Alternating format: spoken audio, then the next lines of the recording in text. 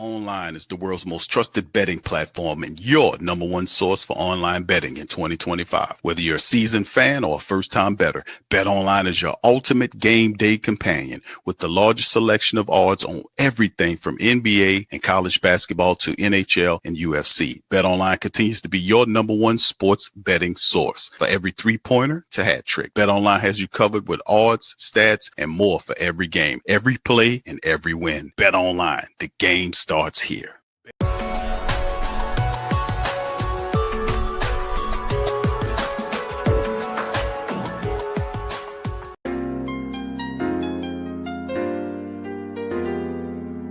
Yeah. Boogie like Benson, I'm a who that. I'm a who that. Long as I'm living, I'm a who that. Lose or winning, I'm a who that. Sports Coma, yeah, this is where we do that. Where we do that, where we do that, where we do that, where we do that, where we do that. Boogie like Benson, I'm a who that. I'm a who that. Sports Coma, this is where we do that. Where we do that. Welcome, welcome, welcome. Somebody please better help. Running this thing like elf. I thank God every day I'm not a felt. Go to YouTube live with Big Q and the guys. If you ain't ride or die, the bandwagon get flipped. Been marching in, that was way for the ring. I was yelling out your shame for the championship. Bucking on town, duck down. Falcons, pluck, get shut down. Panthers ain't much touchdown. The vision really belong to us now. So much hate on the Saints, you could probably tell. Ever since Bounty Gate hit the NFL, when things seem fishy, then you probably smell the crooked referees on Roger Goodell. Yeah, probably like this, and I'm a who that. Every day I'm living, I'm a who that. Lose or winning, I'm a who that. It's the Sports Coma, this is where we do that. Where we do that, where we do that, where we do that, where we do that, where we do that. Boogie like this, and I'm a who that. It's the Sports Coma, this is where we do that. You're listening to the Sports Coma with Big Q and the guys on the PRO Media Network.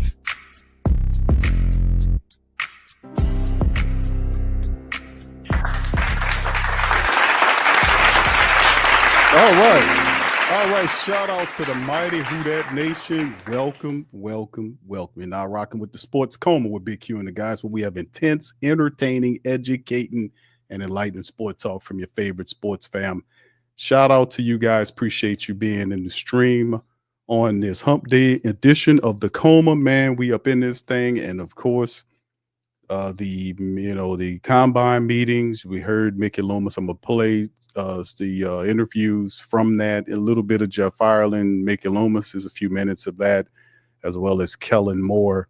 And the biggest talking point of today's broadcast is obviously the Saints general manager Mickey Loomis excited to have Derek Carr returning.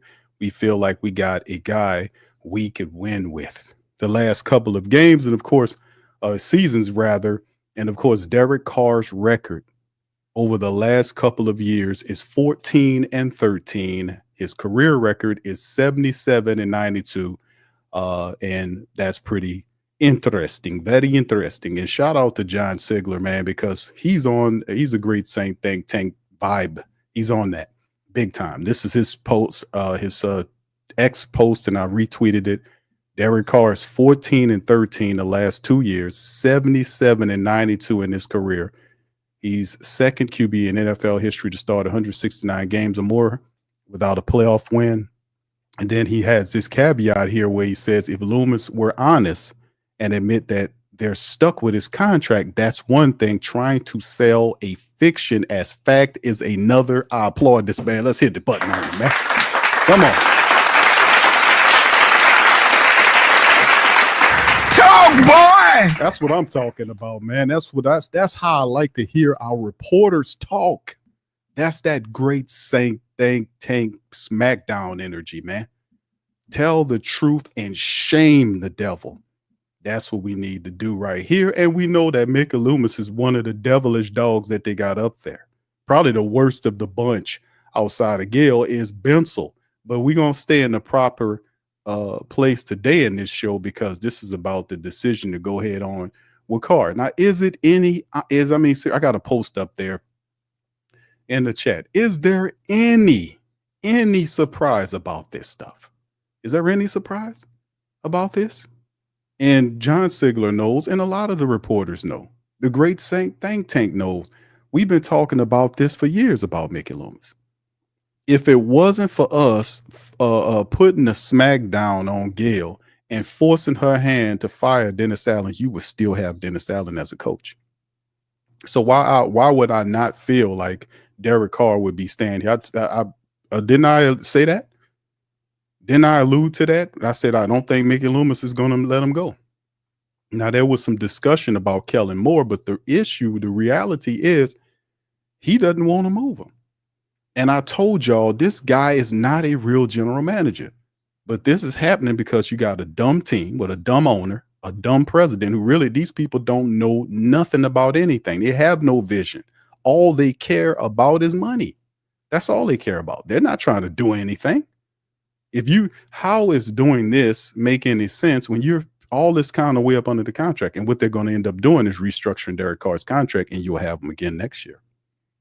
Let's see how they do it, because he already said he ain't taking a pay cut. How you going to get the money back if you don't trade him or post June 1st cut him? How you going to get the bread back?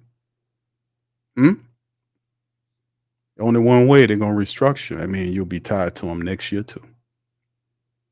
We'll see how this all goes, man. But at the end of the day, this ain't any surprise at all with Mickey Loomis. Mickey Loomis did not feel like the team that he had last year was a bad team. He blamed it all on injuries, just like Cam Jordan did.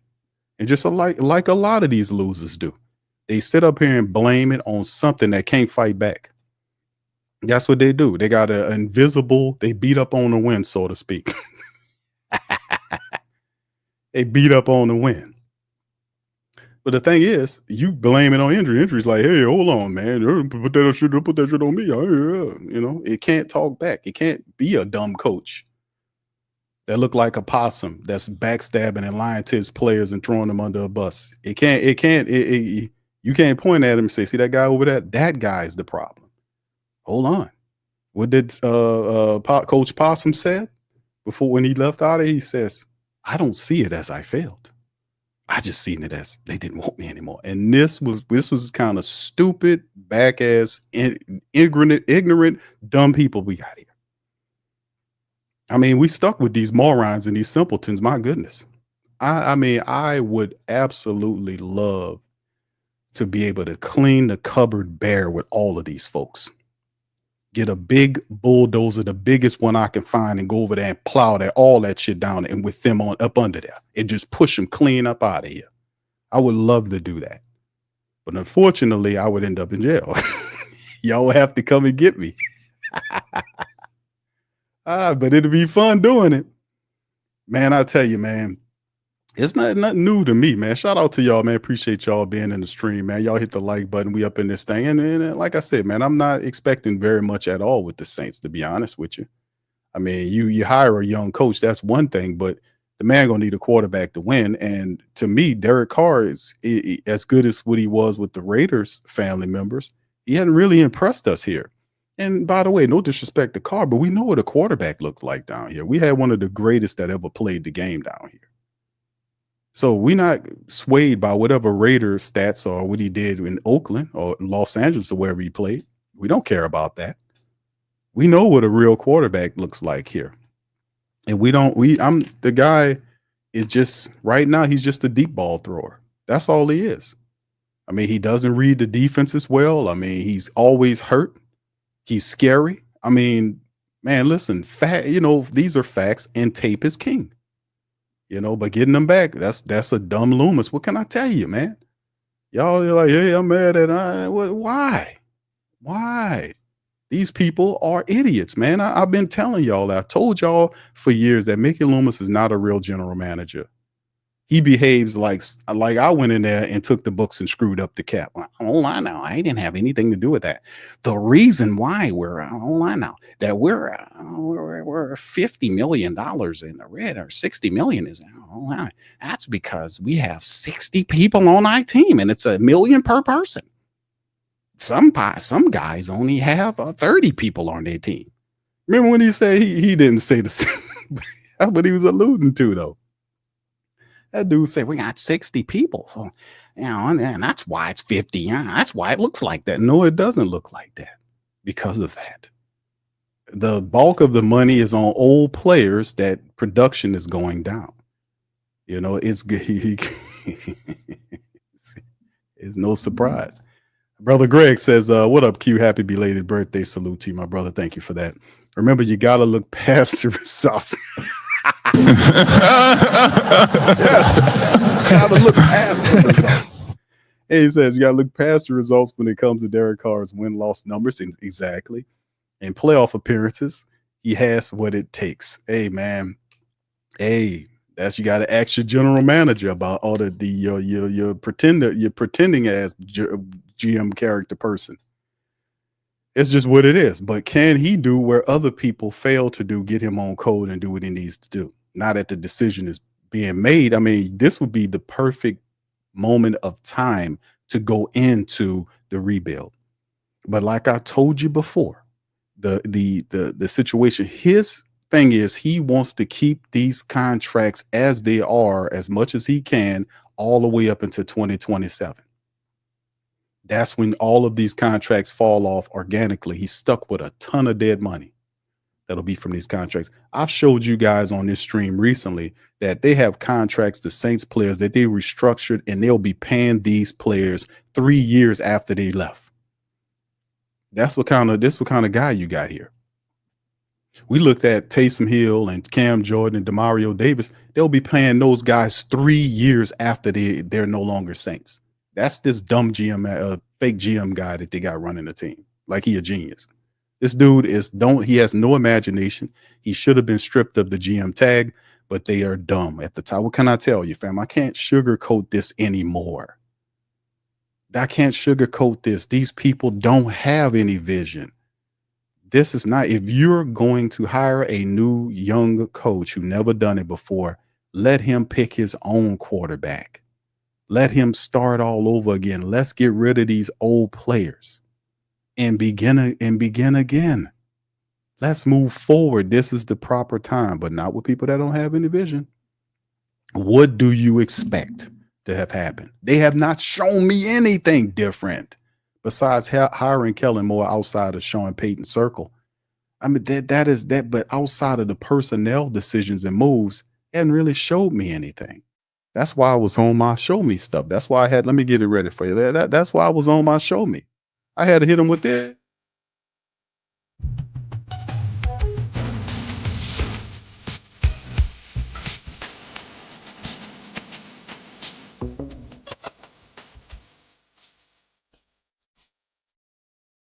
Appreciate you as well. Says until Mickey gone, no changes. Hey, bro, it is what it is, man. The Saints this season, they the whole stuff with the Catholic Church, the garbage, the lack of decisions, the excuse making, the players are losers, man. No real winner would sit up here and sit and model around in these wasted, trash, stinking waters and then put put lipstick on a pig and take it to the prom. But the Saints got Cam Jordan up here splaining about injuries. Well, yeah, we had injuries, but was that the only reason why you failed, Cam? Is that the only reason why? They don't say anything about nothing because they would not dare to smack the hand that pays them. Thank you. I want to say thank you very much. Picking me up, bringing me back to this world. Shout out to Dark Side, man. He said, that's terrible news. And he's familiar with this squad. Derek Carr's as a quarterback is going down. He's going down. He's going down. I'm just, listen, I like Derek Carr as a player, but we ain't going out shooting pool anytime soon.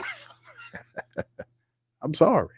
We're not shooting pool. We're not shooting hoops. We're talking football.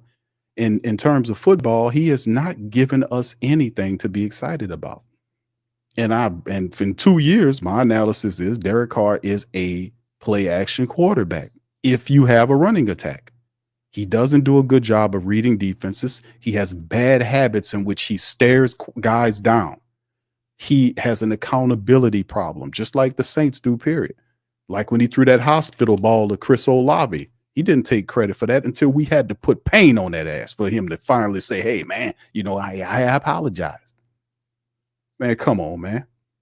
This is supposed to be your QB. He's supposed to be Even if it's not your fault as the quarterback, you're supposed to take it. You're making $150 million, dude. You're not going to walk in here and not get any of this smoke. It's just not going to happen. This is it. Just what do you expect? Dumb vision, a dumb non-general manager person. It's just what it is, fam. I'm sorry. Marley says, Q, Carr is good enough to keep you out of the top 10 of the draft, but bad enough to miss the playoffs. No future QB for more. We'll see how it goes. Thank you, Marley. I want to say thank you very much. Picking me up, bringing me back to this world. Well, let's get right into it, man. Shout out to y'all. Y'all do me a service. Hit the like button and the share button, man. Let's get this out here in the algorithm. Saints sticking with Derek Carr, as QB says Mickey Loomis. I'll play that audio in a little bit. Cat Terror with the article. Saints general manager Mickey Loomis indicated the team will stick with Derek Carr as the team starting quarterback in 2025. Loomis, who sat down with reporters at the NFL Scouting Combine on Wednesday, said that the Saints were excited about it. Who excited about it?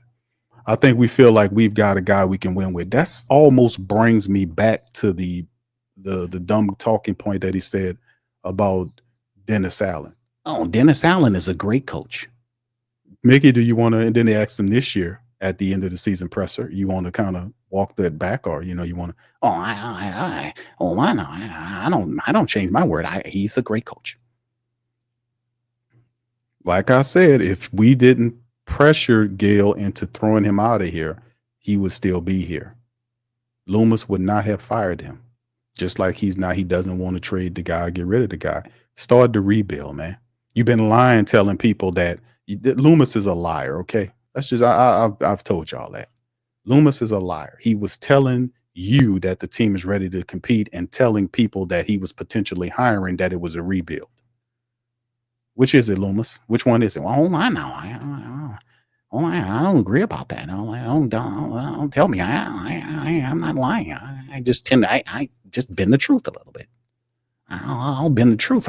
Just a little bit. Yeah. No, it's a lie. It's a lie. He lies all the time. That's why I catches him in lies. I catches Derek Carr in lies. I catch these guys in lies. Most people listen to these pressers, and you catch them. If you remember, they prattle on so much. They do so many interviews. They'll contradict themselves. I mean, it's what it is. He told this is what it was. He was telling the candidates, and this was reported by insiders, that you can go into a rebuild, and while telling you that it is that we're competing so that you go buy tickets. Because when you hit rebuild, that might drop them tickets a little bit, but it didn't drop the prices. The prices of the tickets went up, despite the fact that the wins went down and the losses went up. Total disrespect. But you take it. You take it and you keep bringing that money. Saints, who have been in the process of evaluating their roster before free agency, gave a firmer answer about Carr than Kellen Moore's introductory news conference 2 weeks ago.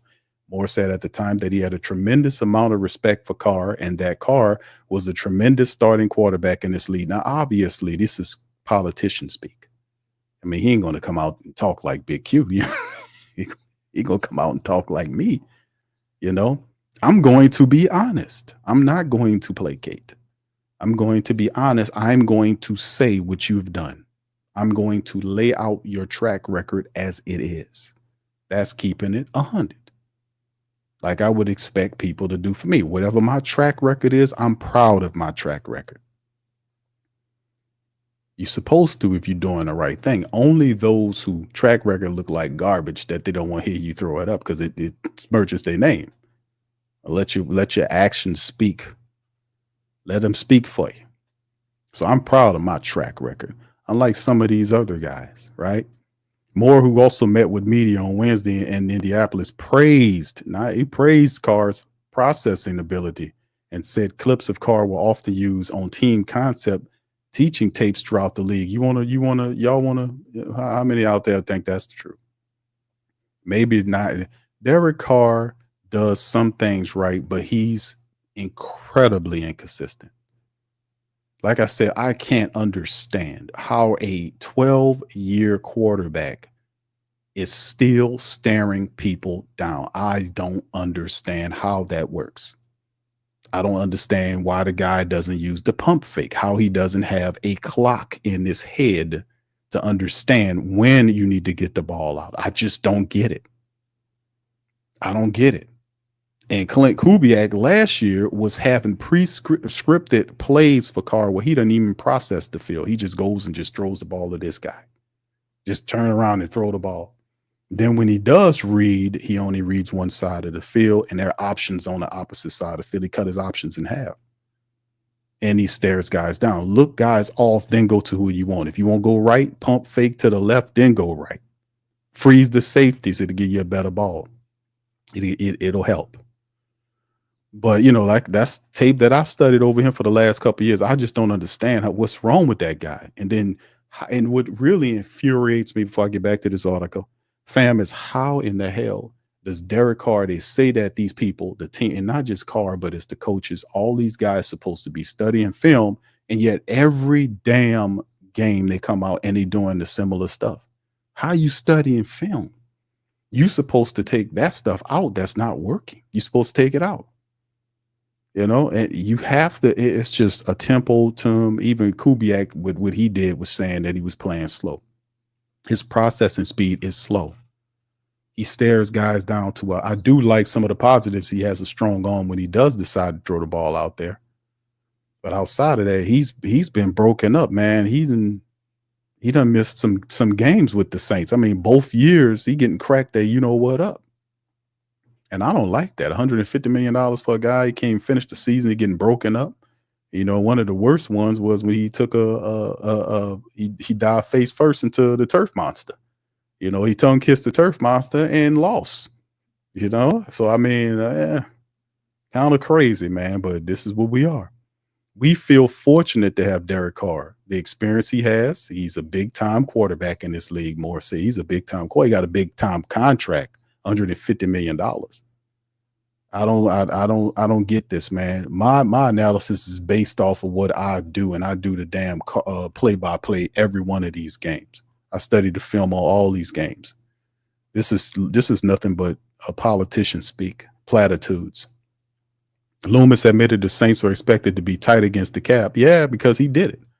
With free agency just 2 weeks away, but he still thinks the team will be active in free agency. How? Well, I guess what he do is after he gets the restructure with Carr, that'll chop off $30 million. That'll knock off and get him close to the bid, but you'll be tied to Carr next year.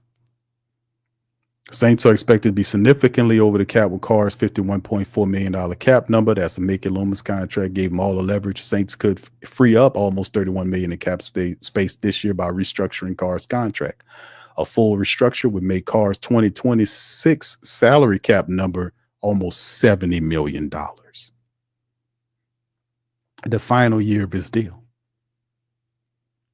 See?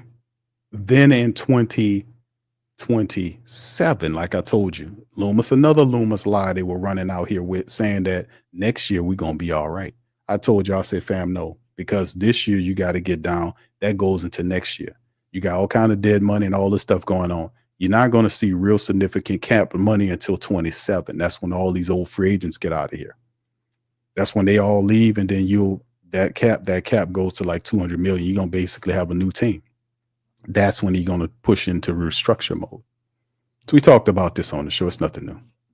He's just doing with a person. It's not hard to read Mickey Loomis. I mean, he's straight up and down, man. A straight up and down liar. But outside of that, man, I got a poll up. Y'all let me know in the poll how y'all feel about the decision to go with Derek Carr. You're going to have to protect him. Now that we hear this from them that they feel like they're going to go with Derek Carr, that sets the stage. So you're going to have to improve your offensive line. You're going to have to get a starting level guard. You're going to have to do that. You're going to have to work on some things. This will be the third offensive series or offensive coordinator that Carr has had since he's been here. He had Pete the Rat Carmichael. Then he had Clint Kubiak, and now he has Kellen Moore along with Dougie Nussmeier.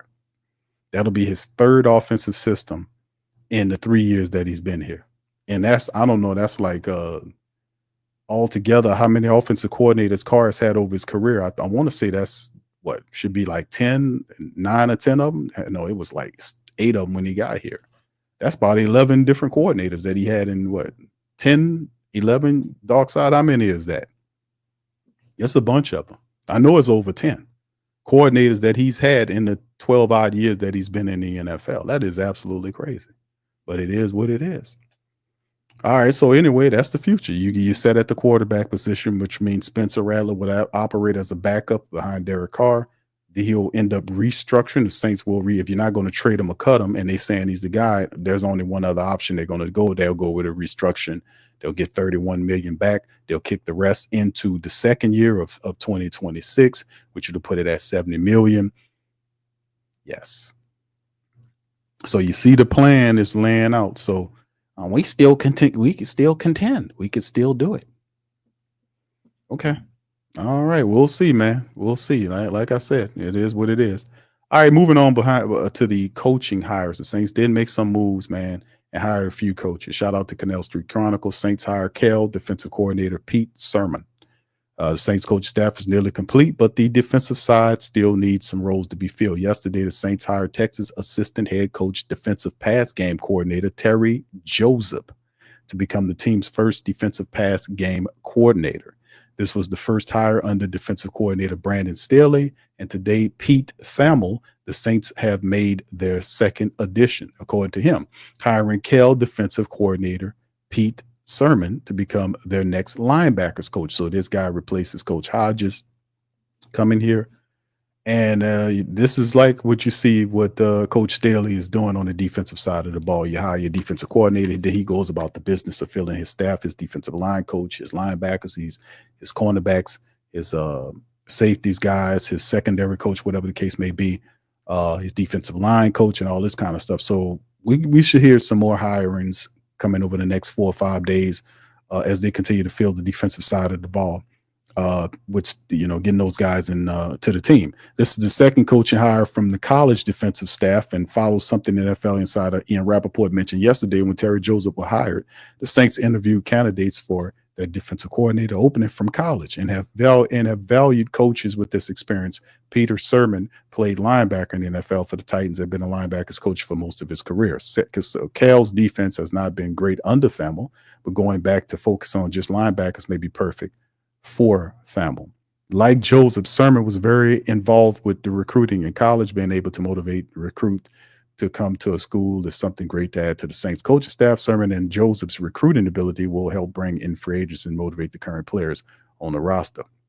We shall see. Looking at the connections through the staff, Sirmon and Joseph both coached at Tennessee staff in 2010, 2011. Brandon Staley never coached with these two new hires, but did coach at Tennessee in 2012 after Sirmon and Terry left for other opportunities. In regards to the new Saints head coach, Kellen Moore, there may be a link with him and Sirmon. So we'll see. So this is very interesting, man, to see. As you can see the tweet right here, looking for possible connection to Kellen Moore here. Sirmon had coached for head coach Justin Wilcox at Cal since 2018. Wilcox was the defensive coordinator for Boise State during Moore's first 2 full seasons. Possible Wilcox thought highly of Sirmon and kept up with Moore. Absolutely.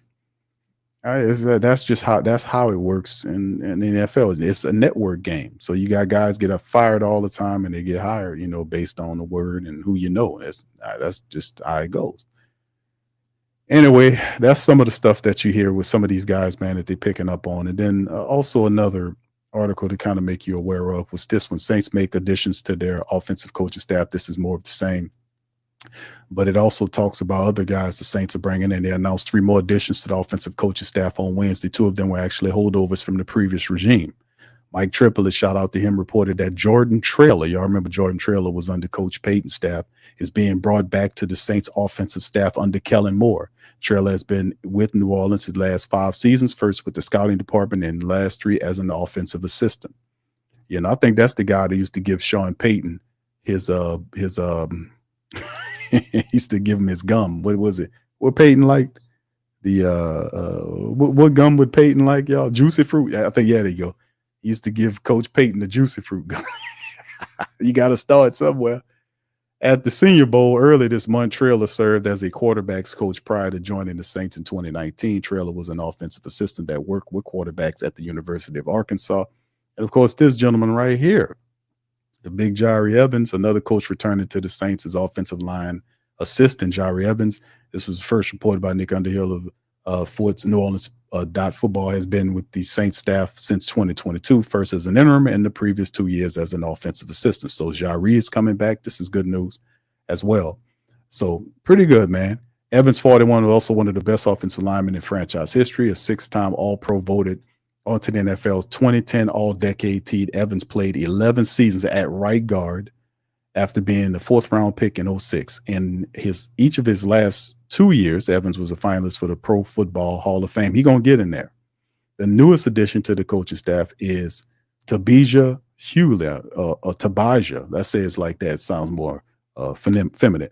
Masculine. With Tabijah Hewley hired as an offensive assistant, according to Nick Underhill. Now, Hewley was 31 as a collegiate offensive lineman at Louisville from 2014 to 2016, had been an assistant for the Houston Texans through the conclusion of the 2022 season. So that's a bunch of hires.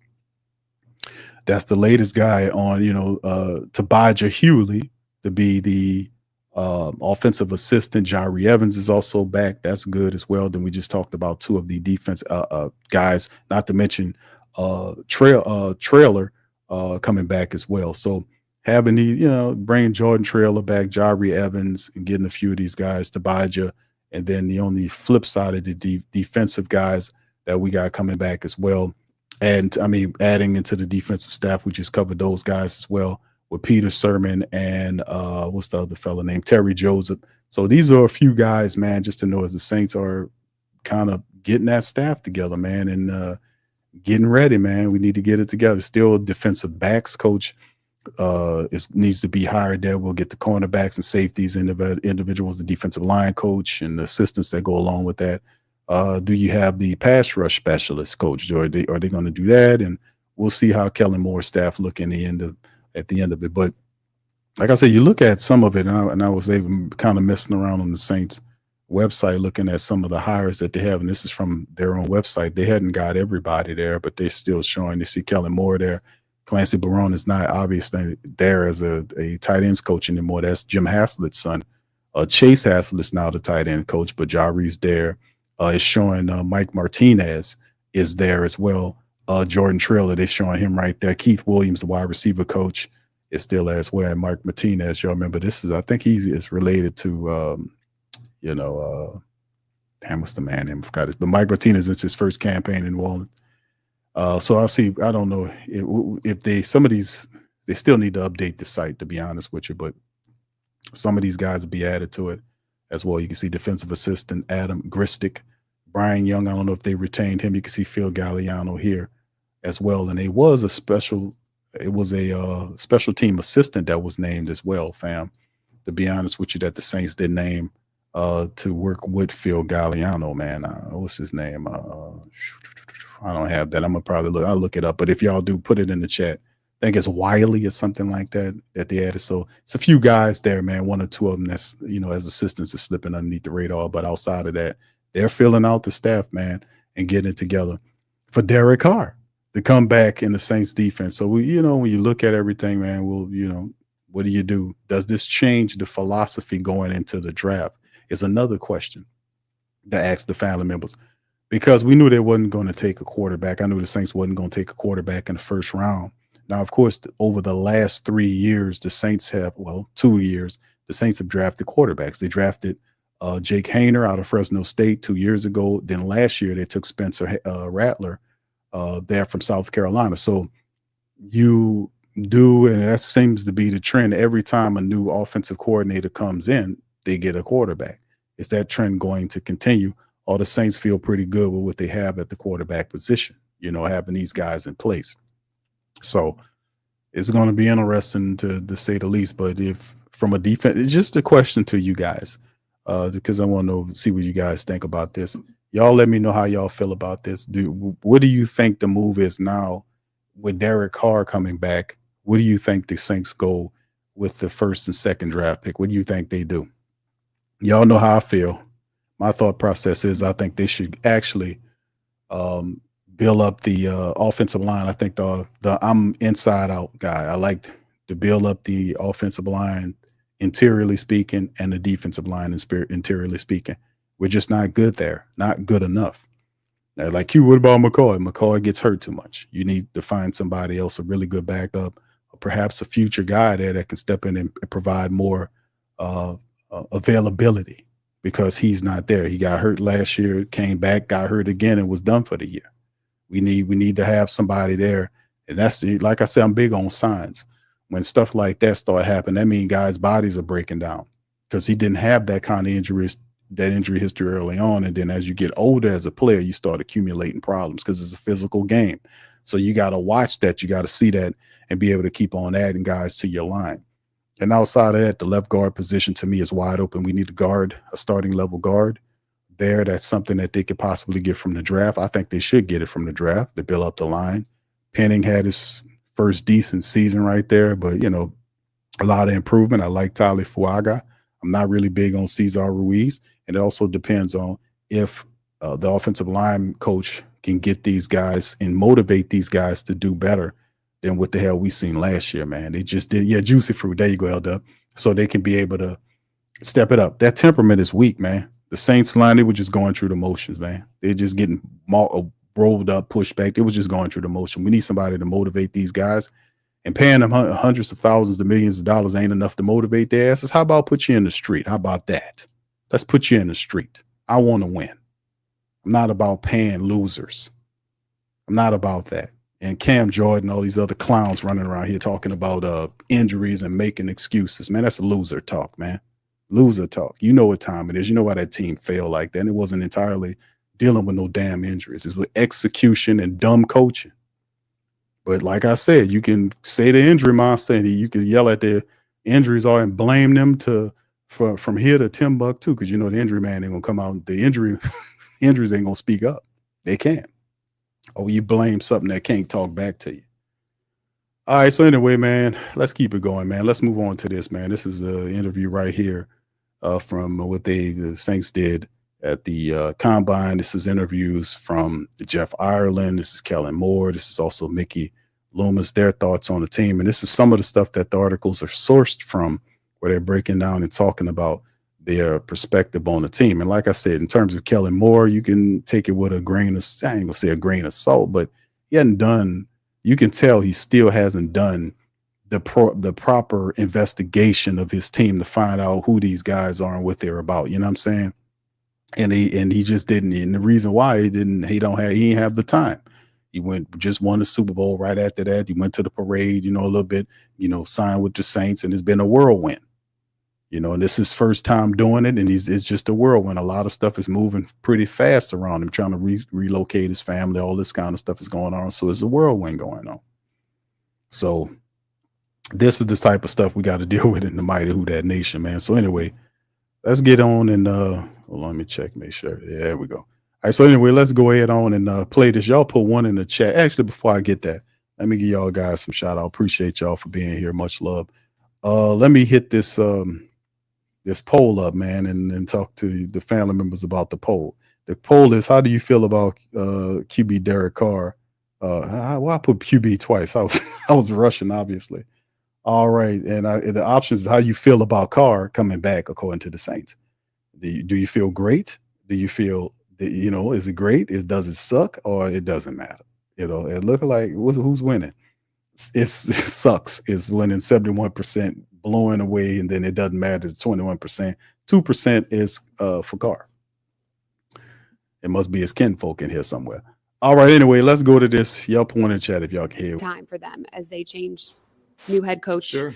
Really new offense, defensive side of the ball is going to look a lot different, maybe scheme wise. And now you have the combine getting ready for the draft. Yeah. What are you expecting for the Saints in this upcoming season? Yeah, listen, I mean, I think a lot has to take place prior to decisions being, they won't ever be final until the pick is in, right? But prior to decisions being really narrowed down, I know there's a lot kind of circling the salary cap. There's a lot circling particular players and contracts and restructuring, all that goes into that. And we are, as an organization, in really, really good hands with men that know how to do what the salary cap, right, to make it work. And nobody's been better at that, at least in my opinion, over the last 15 years than Mickey Loomis and Guy. What? Bro, what are you talking about, man? Oh, Need to rename this guy Jay Glazer. Y'all know what I mean. Because he doing some glazing on that. I mean, just sit up there and I just despise this. I just despise that type of rhetoric. Just sit up there and openly lie. Mickey Loomis has done a terrible job. The team just 3 years ago was $100 million over the cap. Last year, there was 70-something million over the cap. This year, they're $40 million over the cap. Heads and shoulders over everybody. And this idiot sitting up here talking about Mickey's done a fantastic job. And what reality and world are we living in? You see these sycophant, moron, chump idiots, man. They make it all too easy, man. If you're not going to tell the truth, just don't say anything. Stop glazing, bro. You don't need to do that. You know, you got a job. It's just these sycophants, man. You know, it's just terrible, dude. He gonna sit up here and lie like that about Mickey Loomis. Mickey Loomis is awful with the cap. That's why the Saints in cap hell right now, because it's dumbass. He sold the future for the present, then takes no responsibility for doing it. These people are amazing. They're absolutely amazing. These people are out of there. They're complete liars and idiots. Listen to it again. Really, really good hands. It's in good hands with Loomis. Players and contracts and restructuring, all that goes into that, and we are as an organization in really, really good hands.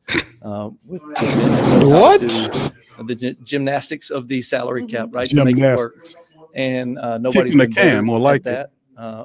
At least in my opinion, over the last 15 years than Mickey Loomis and Kai and those guys, and so. There's a lot of water still to be gone under the bridge for that. But I think we'll be very active, obviously, in pursuing the best players available. I think, again, depending on the publication that you read, the necessary holes, and I'm using quotations to say holes that we need to fill on the roster change. And some people say, well, it's edge rusher because Chase Young is a free agent and Cam Jordan is this. And some people say it's, we need to keep up with the quarterback race because it's now becoming an arms race. You got Bryce Young in Carolina, and you got Baker Mayfield hitting his stride, and you've got Michael Penix Jr. now in Atlanta. So how do we keep up with that? And you got a guy. And tight end is we need playmakers. We've only got, two receivers, or 1 and 2 that both spent time on injured reserve this year. So the different narratives that'll be pumped. It's kind of hard to say, what direction that we will particularly go, but this, and in our time with Mickey and Jeff and Kellen, it's a very deep draft class. It may not be riddled with the star power of some other classes, but it's very deep. And so you're going to be able to find players in the middle parts of this draft that in other years you may not be able to acquire. And so again, they'll do their work, they'll do their due diligence, and again the hurdles and the gymnastics to bring themselves under the cap and be compliant, and all those things that are necessary to be able to be active in free agency, which is important, but to also position themselves in the draft, whether that's moving up or back or where, all the different things that'll go into that. They'll be in a position to build a really good roster for this team going forward. You mentioned what's interesting about the whole thought process is with Jeff. This is Jeff Ireland. For those who don't know, Jeff Ireland is the guy that's over the scouting department for the Saints. This is the guy that goes out and sends his people out to go and look for talent for the Saints and build the board needed to acquire the talent in terms of rating these potential NFL players in the Saints draft room. A guy gets picked, they scratch that other guy off, and this type of thing, they build who they like and think would fit with the team. The thing about Ireland is he's not really done a good job over the last couple of years. Not more than a couple. I'm being kind with that. I'm being very kind about that. He hadn't done a good job. But for him to be sitting up here lying about Mickey Loomis doing a terrific job is just ridiculous. It's just more stuff to just show you these people are just, they're out of their depth in many of this, man. And a lot of this should be changed over. A lot of these people need to be ran out of here, to be honest with you. But the cap situation with Mickey Loomis is ridiculous. The Saints need to improve on the line. I know you guys are right. We need wide receivers. Yes, we do. We can use some wide receivers. We can use a tight end. We can use a tight end. We can use a good little running back. With Alvin Kamara getting up there in age, we can use some pass rusher help. We can use some cornerback help. We can use some safety help. The truth is the Saints could use help everywhere. They really could, because these players like Demario Davis and Tyrann Mathieu have a shelf life for at least another year or so, not more than 2 years. Demario Davis' contract expires after this year.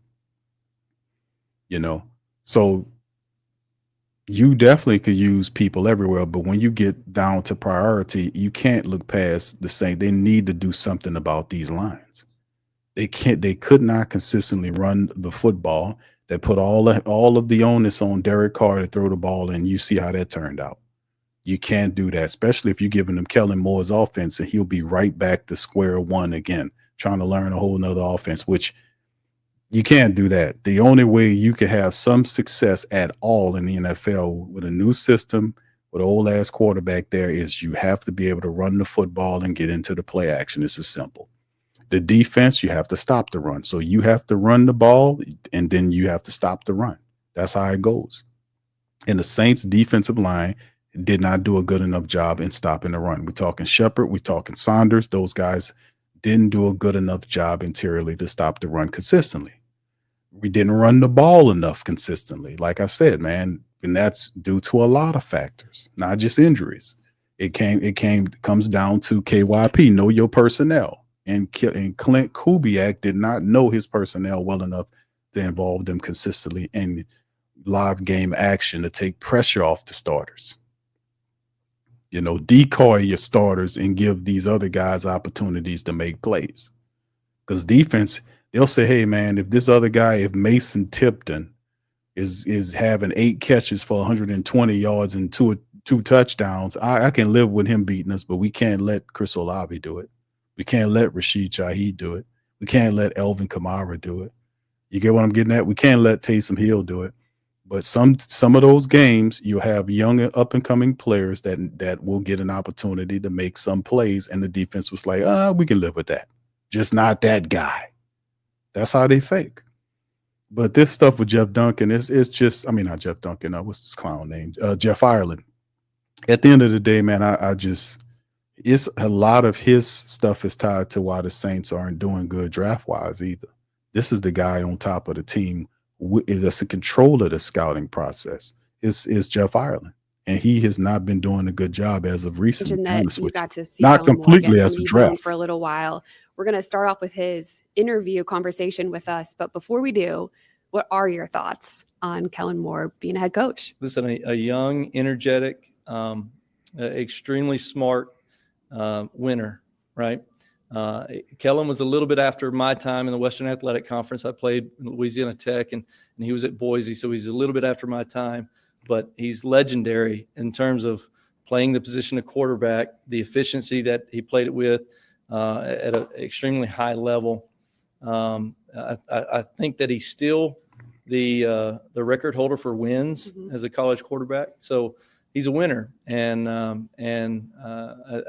don't think the Saints could have hoped for a better opportunity to snag a guy like him fresh off the Super Bowl, right? So you've got that in your back pocket. He's got that experience.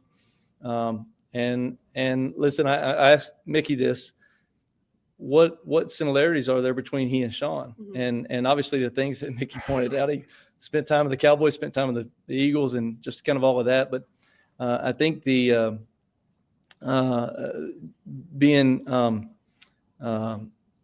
unique in terms of play calls, being very multiple in what he can do offensively. They had tremendous success, albeit regular season stuff, throwing the ball with Dak in Dallas. They've had tremendous success this year in Philadelphia, clearly running the ball, and didn't rely as heavily on the passing game. I think they were in the later 20s. Well, Saquon to do that for you in the passing game. So he knows how to win. He knows what it takes to win. And that's a guy that, you never look at a coach and go, well, this is only his only way of winning, his only chance of winning, or his only opportunity of having success. You see a guy that can do it multiple ways, and then you're not What is Ireland pigeonholed, talking if you about? will, into being this type of team or that type of team. And so I think that's a feather in Kellen's cap. I think that opens the team up to being whatever he envisions it to be, and they'll be able to do it. Mickey Loomis said that he had a lot of green flags. Yeah, he was stretching on that. Yeah, he brung Sean Payton and Kellen Moore. Man, don't do that, man. Well, they was at Dallas and one was at Philly. Bro, don't know. We don't need no Sean Payton and Kellen Moore comparisons right now, brother. We don't do that. Don't do that. Actually, Mickey, hey, what's the similar? Well, hold on now. Hey, one guy was at Dallas, and he was at listen, hold on. He was Dallas, and hold on, he was Philly, and he's young. And Sean Payton was young when he got here. You know, hold on, and then I picked him. You know, hold on. I found Peyton and I found Kellen Moore. There you go. I'm the man. And well, let's just stay away from that, man. Let's not talk about Sean Payton is the greatest coach the Saints ever had. You know, let's just leave Kellen to make his own stuff up. Let's stay away from the comparisons right now, man. Flags, and one of them was he's innovative, to your point, and smart, and then he's good at building relationships. And so I think it's going to be a lot of fun, and we had a good conversation with Kellen, so let's go ahead and listen to it now. We're here at the NFL Combine alongside new Saints head coach Kellen Moore, Luke McCown, Aaron Summers here. Are you settling in a little bit more? How are things going for you now? Yeah, this gets you back to a little bit more of a normal routine. You know, we're all used to coming to Indy this time of year, and so it's been an awesome process and really fun to team up with the scouting department.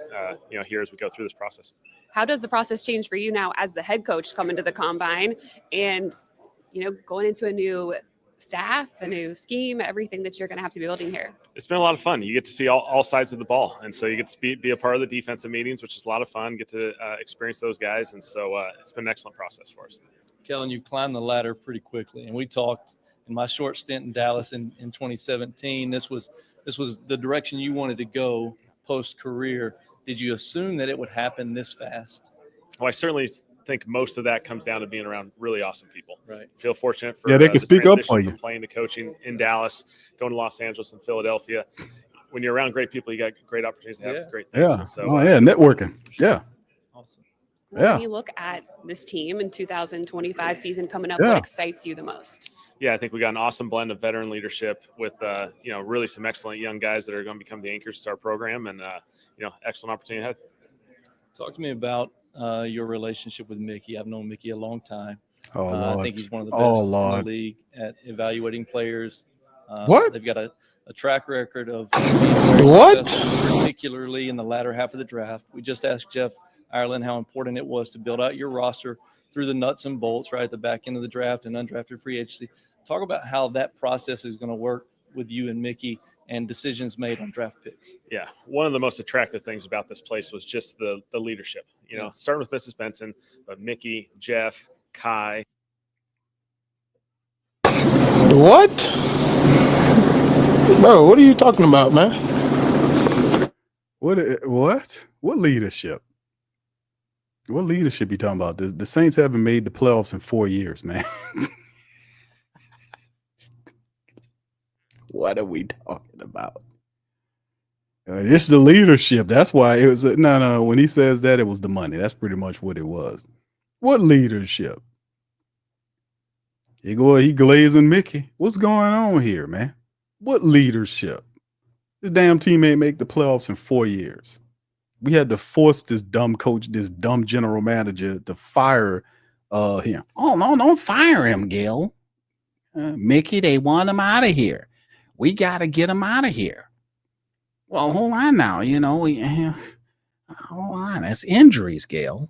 It's Mickey, they're upset. We got to get him out of here. All right. Hold on now. I'll go tell him. What leadership? Anybody leading anything is the Who Dat Nation. We forced them to fire Dennis Allen. They were not going to do that if we didn't do what we did. What leadership? What leadership here? This team has been failing miserably. They had 12 losses this year. What leadership? They're the oldest team in the NFL. They're over $40 million in the red. Could somebody please tell me where is the leadership in that? You know, what's going on here? You know, bro, it wasn't about no leadership. I'm a black and gold diehard to the core, man. I keeps it real. And I'm telling you, the Saints lack accountability and leadership. They lack all of that. That's why they're losing. They're delusional. And a lot of it is stupidity too. They perpetually make bad decisions. They make bad contracts. They bet on things they have no business doing. There is no accountability to check dumb decisions Mickey Loomis makes, and nobody tells him it's a dumb decision. Dennis Losh is too busy working on the board of Oshner Hospital, and Gail's too busy doing the president wave everywhere, going to all these charities. So he's sitting there telling himself, I'm a genius. I'm the man here. I'm the man. You know, it's just crazy, man. Michael, this is an excellent group that has a ton of experience being together. Right. What leadership? It's a great opportunity for myself. And so, lean into those guys on things that you haven't experienced. Certainly it's going to be an awesome job to collaborate with them.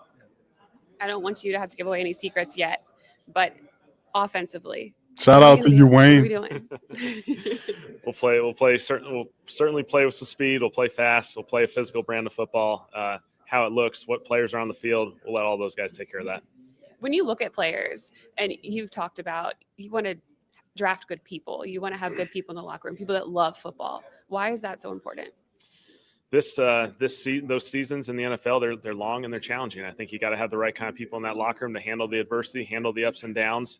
You're going to go on a winning streak. You might go on a little losing streak every once in a while. And the guys that can handle that can continue to perform at their best and rally together as a group, that's all you can ask for. Your philosophy on I don't want to go on no more losing streaks. We was on a 7-game losing streak that cost you your job. Now, the thing about the Derek Carr thing, it's not just the fact Derek Carr, the decision that Loomis is making with Derek Carr this year, it ties to next year. You will have him. It's not just families. This is the big thing. You had a chance to post June 1st, cut this guy, get $30 million back, run Spencer in there, build a team, go into the rebuild, get cut or just no restructures on old players. Either trade or cut them. Get as much money you can that you can back. Make smarter decisions in free agency and use the draft smartly to build the team. But you have to be real about what is wrong with the team. You know, you have to look at the team without having, a delusional outtake about what this team. This is a 5-12 team. They're old. You need guys, you need a youth movement here. The thing about Derek Carr is it's not just 1 year. This is a 2-year thing. You restructure Derek Carr, you're going to have him this year and next year.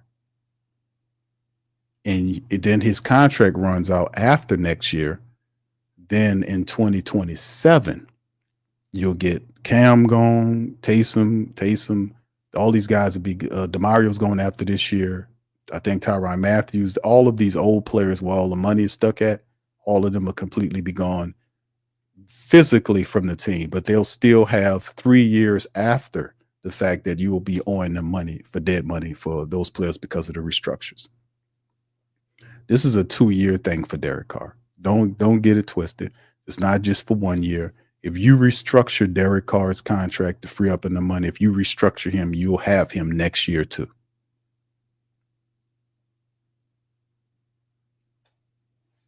That's smart. That's leadership. That's what he's been doing. He hadn't changed his plan at all. He's going to continue to kick the can. And when he's telling you here that they're going to be active in free agency, what he's telling you is we're about to kick the can some more. How are you going to do it any other way? If you're smart about it, you get rid of Carr. You rock with Spencer, build him up, and then you draft well. You go in there and you get some people for that offensive line and interior defensive line. You get some players behind these old ass players. You go to each one of these old ass players and tell them, hey man, can you take a pay cut? If they don't want to take a pay cut, then you cut them. You have to get the money back. Then you kind of build it that way so that you protect next year from an economic standpoint. You don't bring the funk of this year into the following year. You try to work it back and do it differently. But you got an old dog running the team. He don't know any new tricks. He's going to kick the can some more. And I told y'all that. All he knows is to kick the can.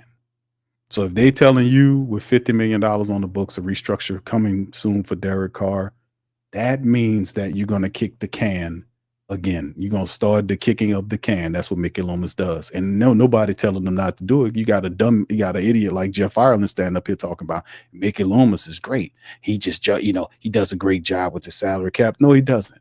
He doesn't do a good job with the salary cap. It's a horrible job he's doing with the salary cap. Horrible job. Horrible. It's just unfathomable. And as long as they're in that state of delusion, how do you expect the team to get anywhere? Where else they delusional? They're not just delusional about what guys are doing on the team. They're delusional everywhere. Do they even see that offensive line looks like that? And that they have to find a guy that can ultimately probably end up replacing McCoy because he keeps getting hurt? How about Cesar Ruiz? Cesar Ruiz is not getting any better. For a guy that has all those reps, he is not as good as he needs to be. We got Trevor still learning, and Tolly's got a future. You don't have a left guard, and we haven't talked about the bench. Every last one of your backup offensive linemen are trash. I don't want to be mean to them, but I'm just saying they're garbage. Ali Udo was terrible. Landon Johnson was not good. Nick Saldiveri cannot stay healthy. He has zero availability powers. Got zero. He stubbed his toe out for 3 weeks. Man, listen. And then Lucas Pucas, what's his name? Not Lucas Patrick. What's the guy? Shane Lemieux? No. Like Pepe Le Pew, Shane Lemieux? No. We got to get all of these guys out of here. You got to build a solid backup unit too.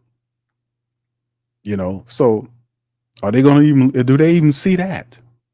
You cannot have Derek Carr. It's scary. You get within 5 feet of him, he throwing the ball away. I mean, remember that Chiefs game when the guy got like 7 feet from him and he just threw the ball up in the air to the interception and then said, I was trying to throw it out of bounds. You call it throwing it out of bounds, throwing it to the Chief player. I'm keeping it real. I know this team. If anything I know this team inside and out. Mindset, temperament. Now, I don't know Kellen Moore, but I know this team. I don't know Kellen Moore, but I know this team. And I know what's wrong with this team. We had all the time in the world to sit here and look at the Saints under a microscope. We know exactly what's wrong with the New Orleans Saints football team. We calls it out all the time. Let's finish up here what he got to say, man, because this is draft picks. Is it drafting for need or best available player?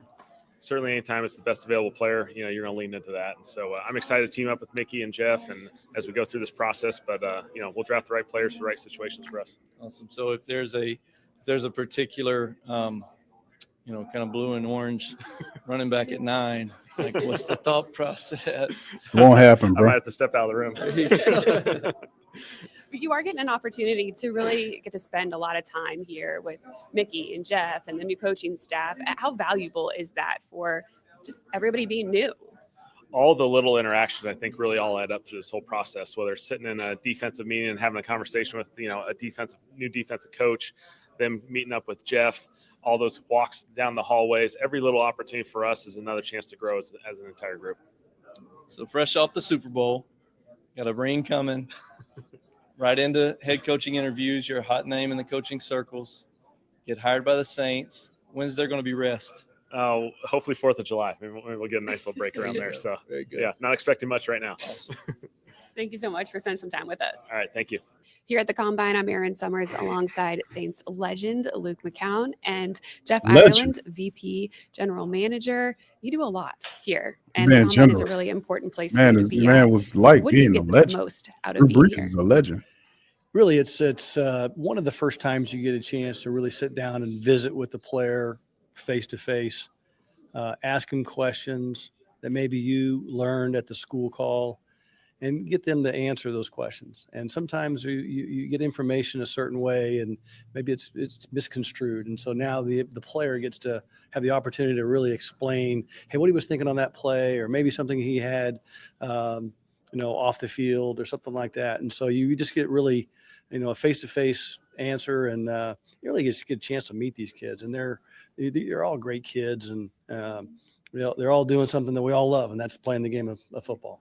Yeah, talk about the People grown impact men, that talking a about- good interview will have on a prospect. I walked around this morning around Media Row and listened to these young men answer questions and field questions that come out of all types of backgrounds and all types of fields, and they do it very well. I was highly impressed with their ability to field these questions. Talk about how important the interview process is relative to the on-field work. Well, it's very important. A lot of our focus in the interview process is getting those off the field questions answered, and them having them, give us a good answer back. But more than anything else, it's really, we get into football. Yeah. We get into football and how really they play football. And so we talk about football. And so a good interview, watching tape, them answering questions, what they were doing on this play, what we were thinking, how much football, what's the baseline of football that they actually have. So someone that has a really strong base of football knowledge, that can really help a player in the interview.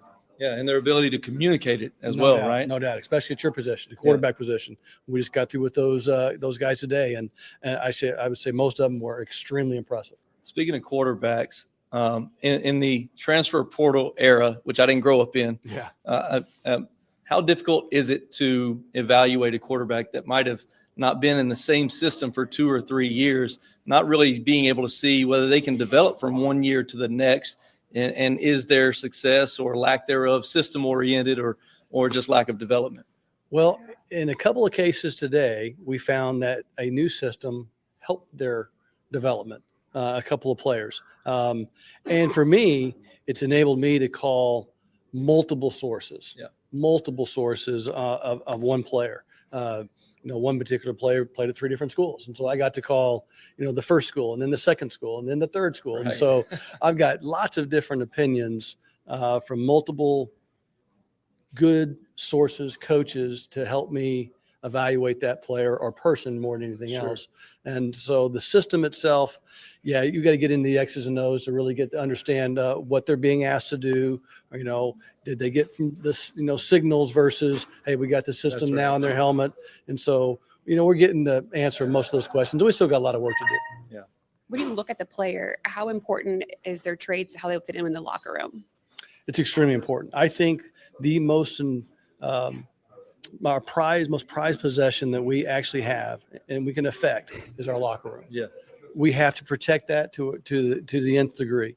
And I look at that as that's my job. Correct. My job of protecting that locker room, because I don't want to affect that locker room in a negative way.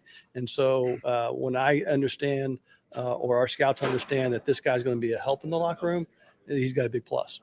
It's huge. Talk about the importance of building out your roster through the nuts and bolts of the draft, meaning the third day picks, the late twos, the third and fourth and fifth, and most of our picks this year are in the latter half of the draft. How important is it for your staff to be dialed into those later picks? I remember the Marcus Colstons, the Zach Streifs, the Pierre Thomases that really helped build the roster of the Saints, many years ago. But how important it is many years ago that you hit on those players. No, it's extremely important. It's extremely important, and we've done a really good job in free agency, college undrafted free agency. What? Bro, what are you talking about, man? All the free agents are really kind of the same for us. Yeah. Let's stop it right there, Mr. Ireland, because you definitely on the island, the wrong one. because the reality is, yeah, that's a long time ago with Marcus Coast and players like that. The Saints have not done a decent job of drafting. They haven't. Like in case in point, the Marcus Davenport draft.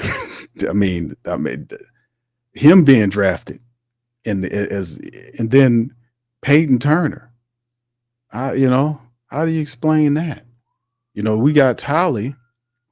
It's just we're not getting the value out of these draft picks. You know what I'm saying? Like even with some of the guys that moved on, like a Zach Bowen, who we knew he had talent, but the Saints drafted this man and had no idea how they wanted to use him. And we talked about, listen, you're not going to be perfect all the time with these drafts, but the thing is, if you stick to the core mentality of the philosophy of what your team is, like if you got a gritty team, the defense of is a gritty unit, you want speed and all this kind of stuff. What are the characteristics of the defense that you're trying to build? You might not have all of the guys there, you know what I'm saying? But these are questions that those guys can ask, they can answer. Like if you ask Kellen Moore, hey man, listen, what kind of team are you trying to build here? What are you trying to do here? I mean, what's the mentality? What kind of mentality team are you trying to develop here? What are you trying to do? Because you, as a coach, you have to establish the identity of the team. If you don't have an identity, you're going to be beat by teams that do. That's what this is about. You got to know who you are to win. That's everywhere. That's in life, period. The guy that doesn't know who he is will get beat by the guy that does, because the guy that does is tapping into attributes and powers and inside of him that he uses against you. That's just game. Like if you're a team that's off code, you're going to be beat by the team that's on code, because they're operating with the right energy. They know who they are and they know what they're about. That's when you look at a Philadelphia team and see what they did to Kansas City, and not just them, but the other teams through the playoffs. They have an identity and they play to the strength of their identity. And what is the identity of the New Orleans Saints? What is Kellen Moore trying to establish here? What is the identity? What you hire Staley, what is his identity? Even though the full staff is not there, the defensive coordinator has an idea of how or what type of defense he's trying to build, because he wouldn't be hiring coaches with that idea, with a similar identity to what he's trying to do if he wasn't. He knows that much. So that's the question I ask. And with that, then I would look at the draft and say, what teams fit that identity? And then I would proceed to then get players that fit that identity, that have that temperament. That's also almost, you're not going to find it all the time, but a schematic match, or you are some kind of way they are familiar to your system and they can fit what you are trying to do. You see what I'm saying? As opposed to what the Saints do and why they've been unsuccessful is because they're reaching. They do a lot of reaching in these drafts. They be out here reaching, drafting guys and then trying to turn them into something. That's what Peyton did.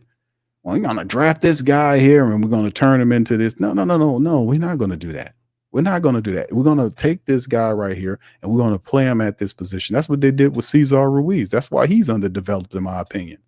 Ruiz was supposed to be the center. Sean Payton drafted the man to be the starting center for the Saints. He was going to move McCoy to guard.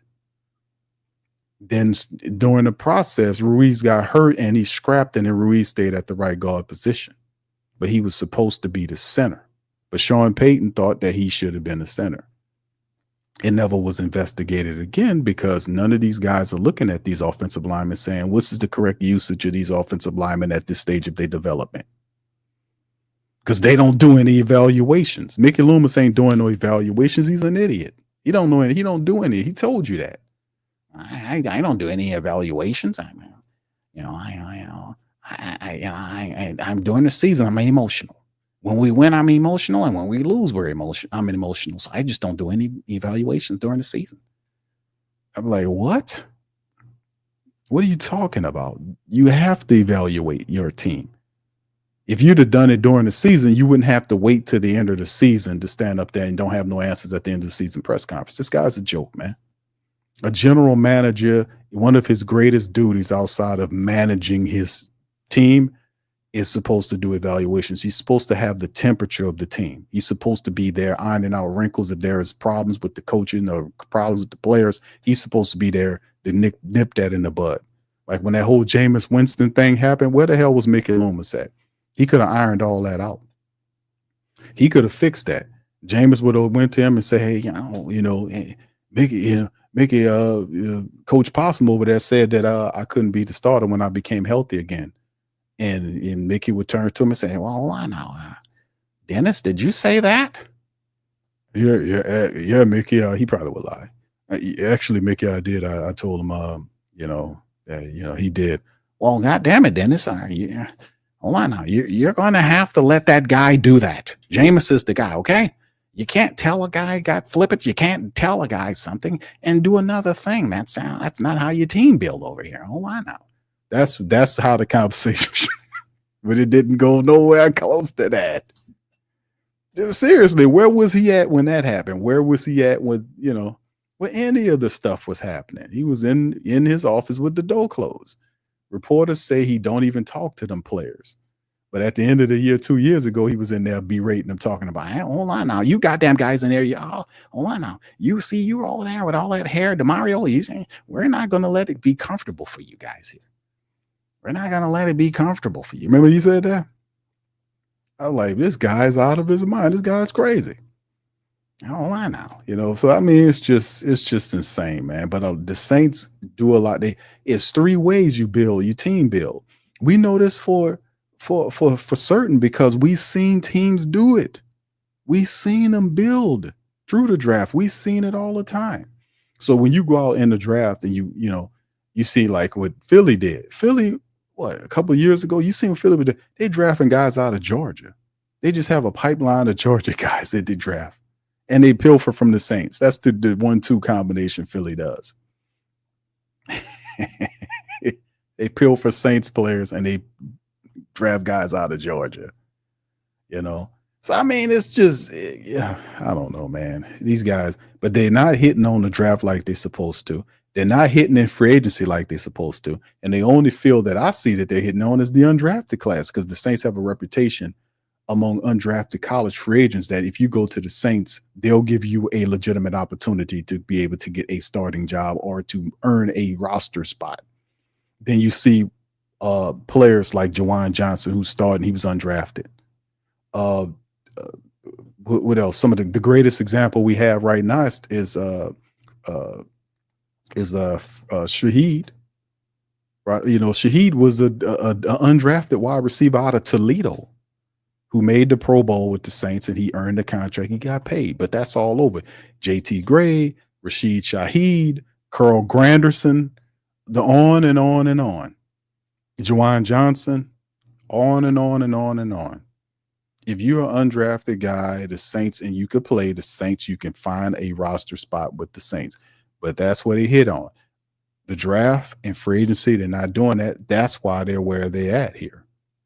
So, Sure. We have to be dialed in on those guys. We got to really have a good, strong vision of how they can make the team, how they can get to the game, how they can have an upside to develop in the future. And so those are the 3 components that we're looking for. How does the new coach change your approach to things and make you maybe adjust what you have been scouting throughout the season? Well, we went through a whole head coaching search, and then we talked to Kellen. He had a really collaborative approach. We felt like, man, this is going to be a really good alignment to work with. And, it really more or less, it's just getting on the same page of what the kind of person that you're looking for. Scheme, we're going to let him do scheme.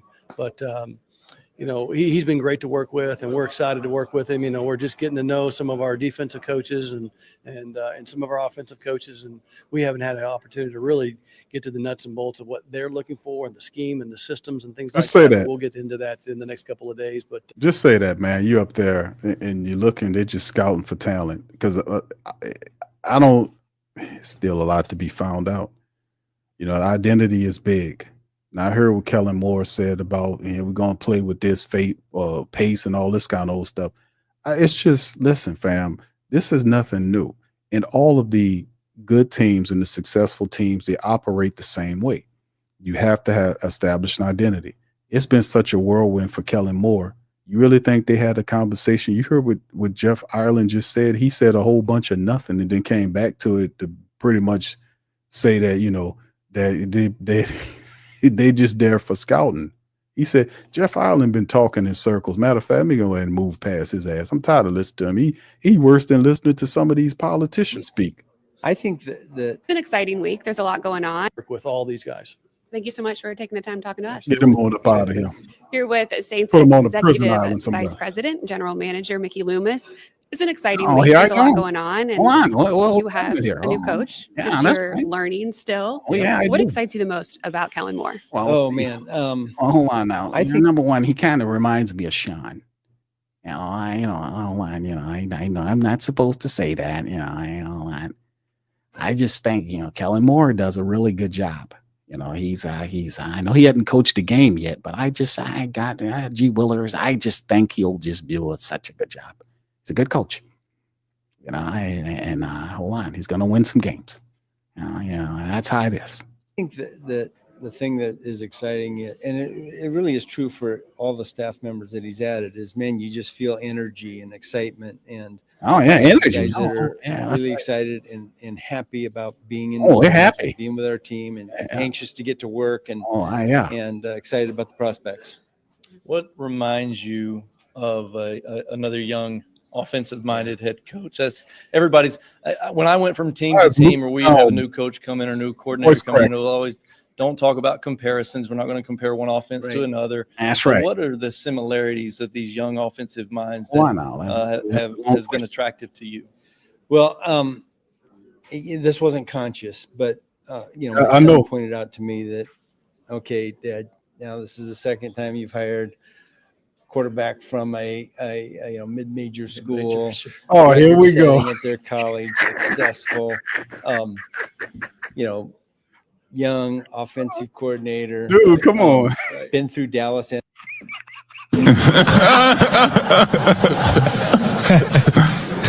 dude can't stop glazing Peyton, man. Come on, bro.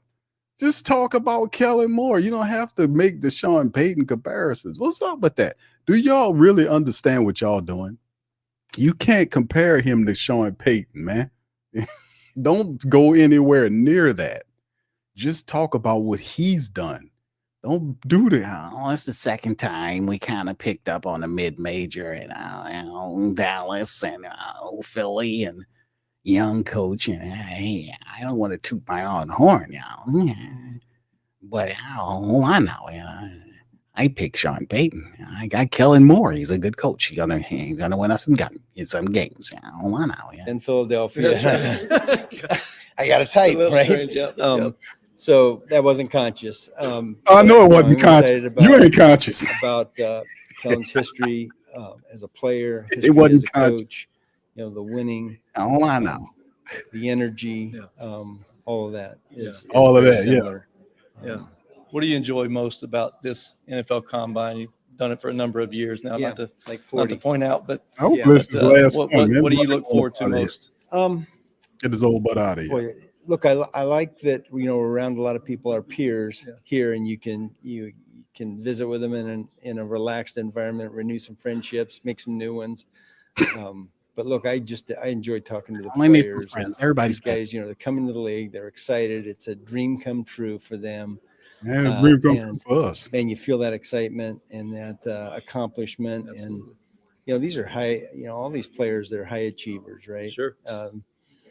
And they've worked as hard as they could from all kinds of different circumstances. It's so not like me. I don't And work hard look, at all. it's just fun to see that. Right. Fun to be around it.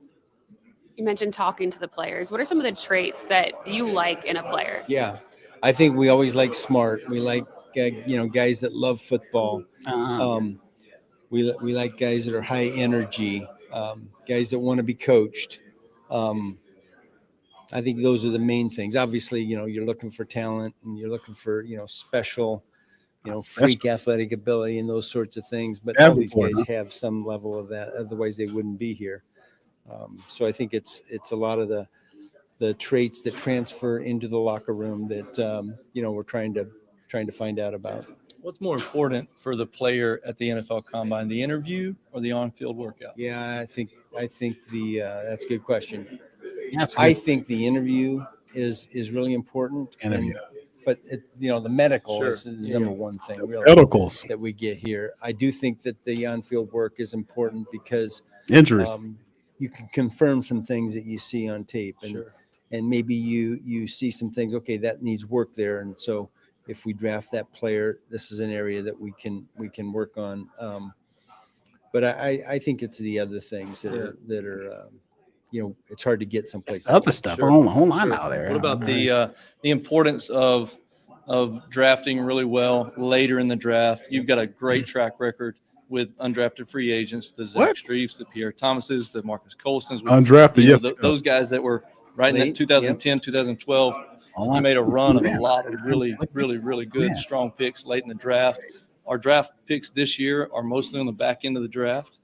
Talk about the importance of building your roster out through. Look, that's I always think that when you're getting good players later in the draft, that's a credit to your area scouts, your personnel department. Those are the guys that are doing that extra work and finding players that man, they really feel good about, that fit. What we want them to do, that fit the character traits that we want, and identifying them, and then we go get them. Whether that's a late draft pick or it's an undrafted free agent, we've always taken pride on being able to go out and recruit and sign undrafted free agents. I got to give them that. They do a hell of a job doing that.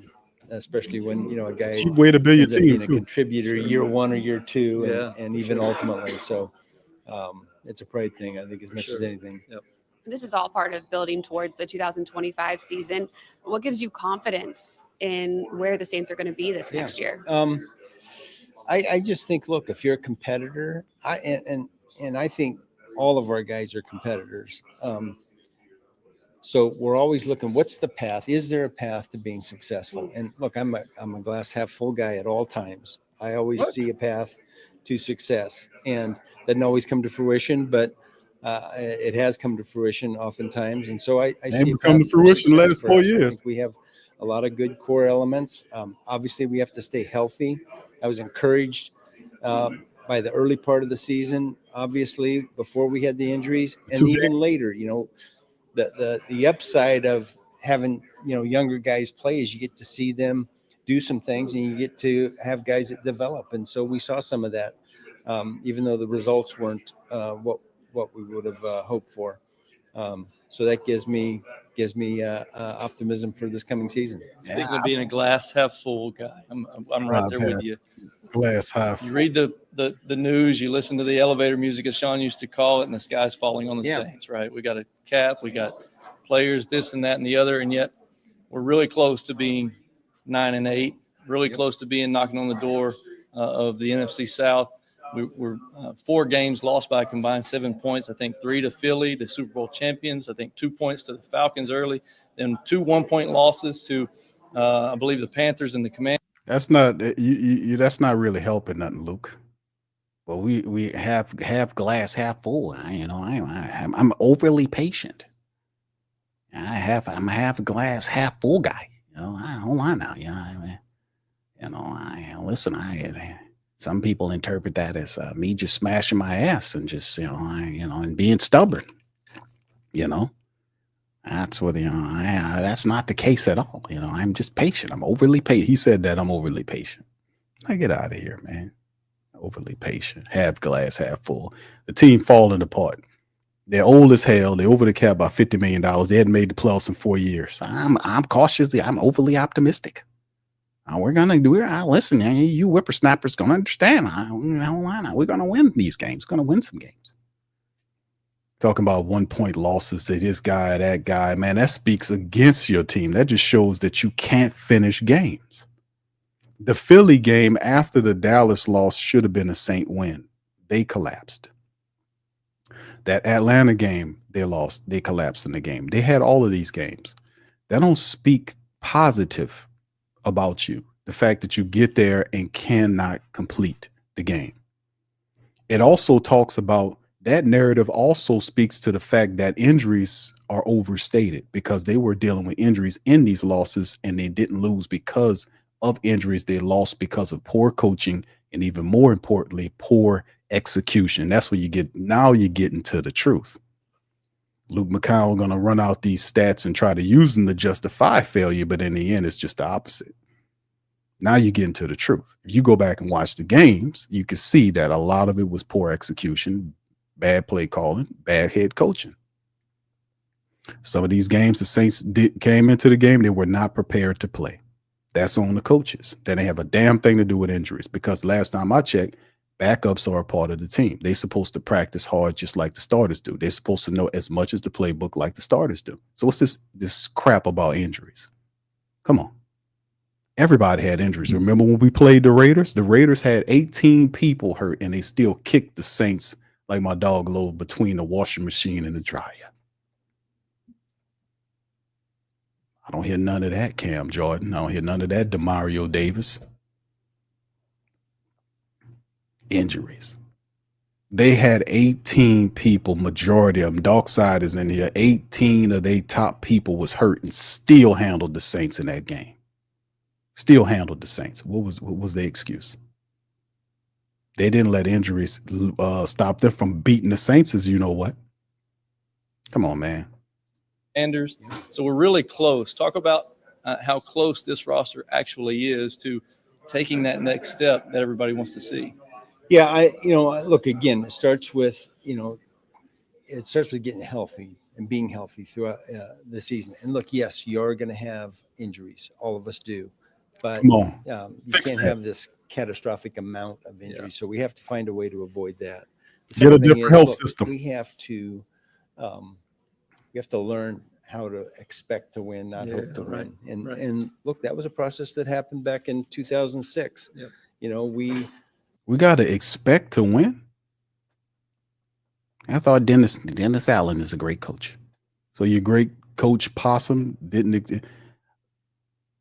He leads in with the injuries and then corrects himself because he listens and he knows that injuries are not supposed to be used as an excuse to justify failure from football teams, basketball teams, or anybody that's participating in physical sports. You're never supposed to use injuries as an excuse. You heard him correct himself. Now we know we all deal with injuries. Yeah, because I just talked about the Raiders kicking the Saints' tail. They had people they had all their people hurt. And they still went in there and manhandled the Saints. Then it's expect to win. So now let's get to the bottom of it. We went into that season and we were hoping to win games, and we did win some. Sure. And eventually we got to the point with the core guys on that team that they just went into every game expecting to win. When you do that, then these little, adversities that happen during the game, whether it's a turnover or drop ball, whatever it may be, those things just become little bumps that you have to overcome, not mountains. And you know this. Yep. So we have to get this team to the point where we expect to win every week. And I know our coaches, understand that, and we'll get to that. Yeah. This is something that he didn't say last year. He kept blaming it on injuries. The reality is we talked about this all the time. See, when you let them talk long enough, they start to slowly tell you the truth. The Saints were not prepared to win. They weren't prepared to play. Drop balls, missing blocks. I talk about this all the time. All the time. Dropping passes, blowing blocks, not knowing your assignments, miscommunications. That is a byproduct of poor coaching. And the Saints were poorly coached last year. Poorly coached. But this guy did not want to fire the coach. He fought to keep a poor head coach in place. And I'm supposed to believe what he's saying now? Where did he get all of this grand wizardry, all of this wisdom from all of a sudden? Where did he get it from? Where, we expect to win. They weren't expecting to win in these games. Well, why not? I thought the great, beloved, awesome Coach Possum had these guys ready to play. Slick Mickey. Well, I know. Just start prattling, man. This is the truth. They Thank you get so to much the for spending truth. the time. I know it's valuable here. You got a lot of new people that you got to get to know, right? Yeah. Yes, and that's part of the fun process. Fun part of the process as well is that you hear about some of these guys, you're familiar with their work, but you don't really know them as people. And again, I just one of the things that's really exciting is how excited they are to be in New Orleans and part of our community. We're looking forward to it. Thank you. Oh well, all I say, man, is that the having a team identity, that's what I think that's be the next thing I will be paying attention to from New Orleans, because I already know what to expect from Mickey Loomis. I mean, you guys heard it from the horse's mouth, literally. After he got past the excuse of injuries, that he started talking about preparation.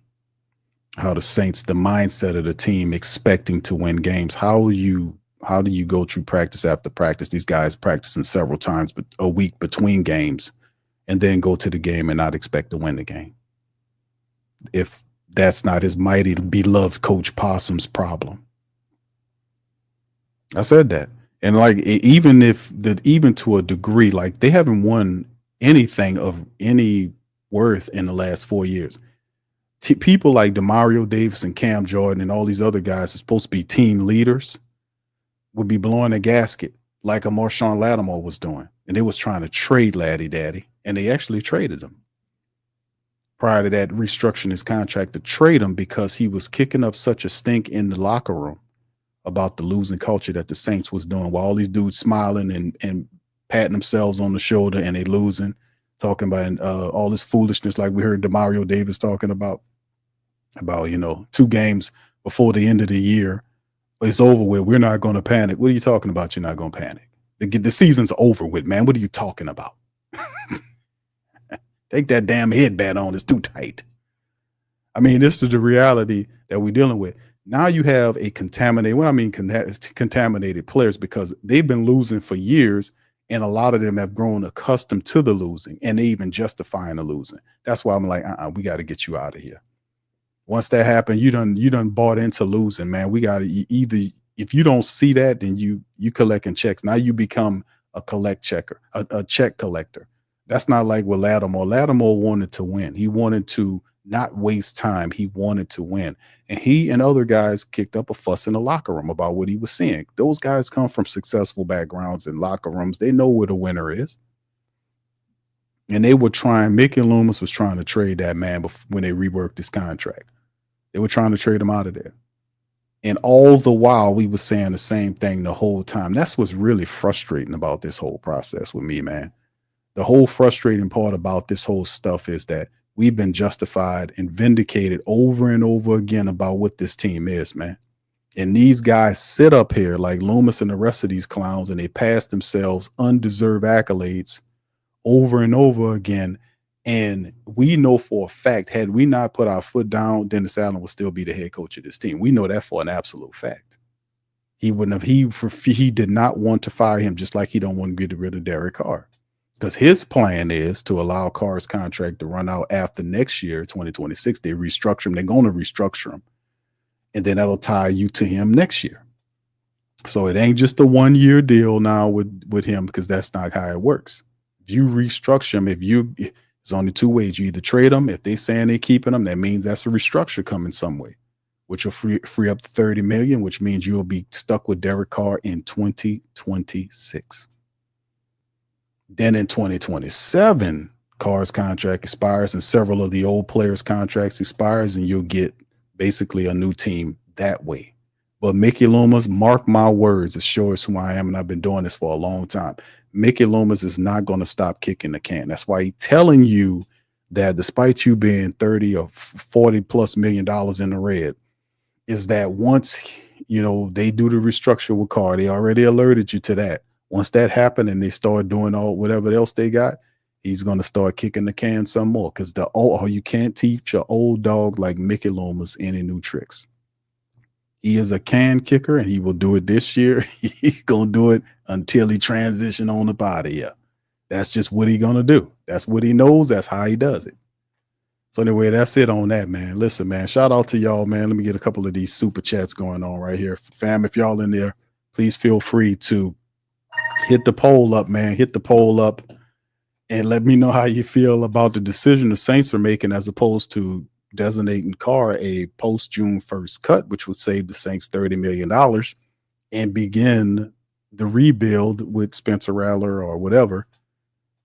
They said, no, well, hold on now. Derek Carr is my guy. We're going to drive this car back to New Orleans. Hold on. So there you go. How do y'all feel? Y'all answer in the poll. Let me know. I'll go over the poll for the final time before the end of the stream. All right. What's up, Brent? Shout out to Brent, man. He says, Carcass, let brother Dick Gregory tell him. Okay. I will, brother Brent. Let me get the rest of these first. Rich says, he says, sorry, Rich says on both of these. Well, Brent said this. Brent said, let brother Gregory tell him. I'm gonna come back to that. Thank you for that, bro. Rich says, Q, this is all about a payday for all these guys. Indeed, bro. Thank you for that. And Brent says, word salad buffet. Come on, man. Indeed. And shout out to my brother Prime. He says, Saints acting like MAGA. It don't hurt them. He says it don't hurt them. Yeah, I got you, brother. Thank you for that and for becoming a member. So shout out to all you guys. I want to say thank you very much. Picking me up, bringing me back to this world. All right. And for let's see, let's go to Brent's commentary right here. He said, let Dick Gregory tell him. All right, for Mickey Loomis, yeah, you're right. So this is what Dick Gregory will tell Mickey Loomis.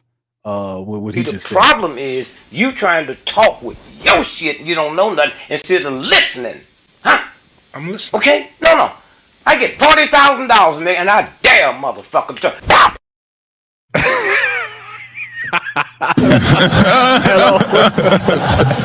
That always makes me laugh. All right, Dick Gregory, rest in power to that brother. He cutting up on Mickey. That's what he told Mickey Loomis. Hey, man. He also should, if he's standing in front of Mickey Loomis, he should have told him this too, bro. Stop, y'all keep talking. Huh? You keep talking, man. And you shut the up. Tell him, brother Gregory. You tell that old Slick Mick to shut up, man. Jeff Ireland talking and doing all that stuff, man. All right, thank you, bro. Appreciate you, man. Oh man, shout out to all y'all, man. Appreciate y'all, man, for that. Yeah, that's just what it is, man. We just got to watch and see how this all unfold, man. To be honest with you, man. But my next thought process is just looking at Kellen Moore and see what kind of temperament, what's the identity of the Saints. I think that's been the problem over the last 3 years under the Possum's administration, is that the Saints had no identity. They had no idea. What were we? Were we a passing team, a running team? What were we? We didn't have an identity. If you don't have it, a new coach comes in, his most important thing he's going to have to do, he has to establish the identity of what this team is. Are we a running team? Are we a passing team? What are we going to do there? What are we going to be? In any regard, regardless of whatever the philosophy is, the lines must be built strong. Our offensive line is not as good, and I've said this before, I'll say it again, our offensive line is not as good as what we think it is. Our defensive line is not as good as what we think it is, especially interiorly speaking. Shepard and Saunders, in my opinion, were not better than the two previous guys we had here, which was David Onyemata and Shai Tuttle. I don't think they were better than them. We thought that these guys would clog the middle and make it difficult to run. That has not been the case. So we need to find other people, interiorly speaking. We have to build that interior of both these lines. We need strong lines, and whatever Kellen Moore wants to do, whether it's throw the ball or run the ball, he'll have his options if you have strong line play. That's what Philadelphia had. They had strong running, a strong offensive line, especially when it came down to the run. You got to have that in place before you even get to the skill guys. If your line ain't hitting on nothing, then but all I can tell you is, man, Saints making the commitment to come back with Derek Carr, you better have that offensive line together, because that dude is super scary. Anybody get around him, he throwing the ball and just it's super scary. That boy got PTSD. Boy, he running and going crazy over there. Like, oh Lord. All right, shout out to y'all. What's up? What's up, Barbara? Shout out to you. Says Q. She saw. What's that? Some big that go Barbara with the big words. I can't even get that girl. She said I could chew, slag, and spit grenades. Oh yeah, Barbara. Yeah, you got me on that, sweetheart. I can't even pronounce that. I'm not going to even try. All right. Yes, indeed. Yeah, shout out to you, Barbara. All right, Tracy, our left tackle and center is all we got. Left tackle, yeah, Tolly, and you got to watch out for McCoy. He keeps getting hurt, bro. I'm just saying, man. You know, that's a problem. English says, "What up, Q? Go in hard on these people. Carr is a phony, and Coach Kelly, he's not a good person. They have around a young QB or a learning QB." The best thing, and I've said this, I'm saying this again because the tape backs up what I say about Derek Carr, is that if you put Derek Carr into play action, he becomes a different quarterback. I say that over and over again. The tape backs that up. Anything else I can't say about Derek Carr consistently doing. You don't put him back there and whatever. He's a rhythm guy. Like if you give him the play action game, and he can't be the focal point or the fulcrum of the offense. He has to be a secondary aspect, meaning the passing attack has to work off the back of the running attack. If you have a strong running room and Alvin Kamara is the star and you have other guys there who you have confidence in, you got to get into the play action. And he feeds off of that. But you can't like put him in a situation where he's the conductor and all that kind of stuff. No, not at this stage of his career. He's a play action quarterback who can throw the deep ball. You got to get him into the play action that gets his rhythm going, that builds his confidence. He starts pumping his fist. And notice how he looks when he don't have the rhythm. He looks half dead out there, lackadaisical. He's a rhythm passer. So you have to use the strength of the running attack as the primary situation. Everything else is should be worked off the back of that. That's something we talk about all the time here because we know how Derek Carr, the situation, how he gets down. You gotta know who you gotta KYP. You gotta know your personnel. Know your personnel and what they do. Not overinflate these guys' abilities. You cannot be delusional about who you have in this. That's why I'm not delusional about Ruiz. I'm not delusional about McCoy. I'm not delusional about Carr. I'm not delusional about none of these guys. The tape is king. It shows you what's going on here. And like I said, it's like a buzzer siren going off about McCoy with all these injuries. You need to find somebody else there. You need to find another center or draft a guy, maybe in the third round or so, who can be eventually brought in as a potential guy that can step up to be the future center because he's getting older and his body's breaking down. Maybe something's going on there, but regardless or not, he cannot be counted upon consistently as of now. It's just, there's something you have to pay attention to. Just keeping it real, man. Tape is king. All right. Anyway, Don says, Q, please listen to, Matt's Mickey impersonation. Yeah, he says yours is good. His is insane. Okay, I never heard him do the Mickey Loomis impersonation. I'm going to have to listen to that, man. All right. B-Dub says everything was looking good until this. That's right. What's up, brother Hakeem? Shout out to my brother Hakeem, man. He said, right, Q, he's got to be well protected and his targets have to be wide open. Oh, he had that. See, brother Hakeem, shout out to you, sir. He says, and this man know what he's talking about. He said he's got to be well protected and his targets have to be wide open in order to fail. That's terrible. You're right, bro. I was trying to give him the benefit of the doubt, but Hakeem, you're right, brother. You're right. You're absolutely right, bro. We done broke it down. And then, people say that the Who Dat Nation doesn't like, the Saints family members, they don't like Derek Carr. Well, listen, man, bro, we cool with anybody, bro. But listen, over the last couple of years, it hadn't been good. It been a lot of this and not enough wins. You're not gonna come here and have $150 million contract and not get some of the smoke when the team is underperforming. I mean, you're the quarterback. You don't represent all of it, but you're the diva. You're making more money than anybody. You don't think we're gonna cook you when the Saints sit up here with 12 losses? People sit up here with 12 losses. All I see is smiles everywhere from these players. And I'm like, man, see, we're built differently. Like when we lose, that sticks with us for the entire off season. I go on these shows and I go on these panels and I get picked at, like I was actually on that drive. Like I'm throwing interceptions. I'm missing tackles. You know what I'm saying? People talk to me like I'm on the team. I'm like, shit, I ain't on the team. I'm just trying to get them to do right. I'm trying to get these guys to do right. I'm trying to get them to understand, hey man, ain't nothing funny here. But it's a difference. Like we see it differently than they do. It's perspective. Like they're getting money for this. I think it's unearned money, in my opinion, because we're not paying you to be a loser. I don't care about lovable losers. I'm sorry, I don't. I don't care about that. Do not miss me with the injury talk.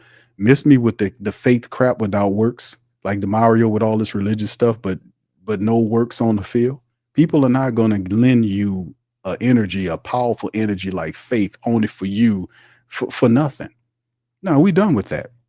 Because we've given the Saints everything. We given them our money, we gave them our time, we gave them our energy. We didn't give them all. And these people dare ask for more. Well, I say no. I say nay unto you. Especially with this stuff going on with this church, and they still ain't fired that Bensel character. Nay unto you. You are under economic boycott. Big time.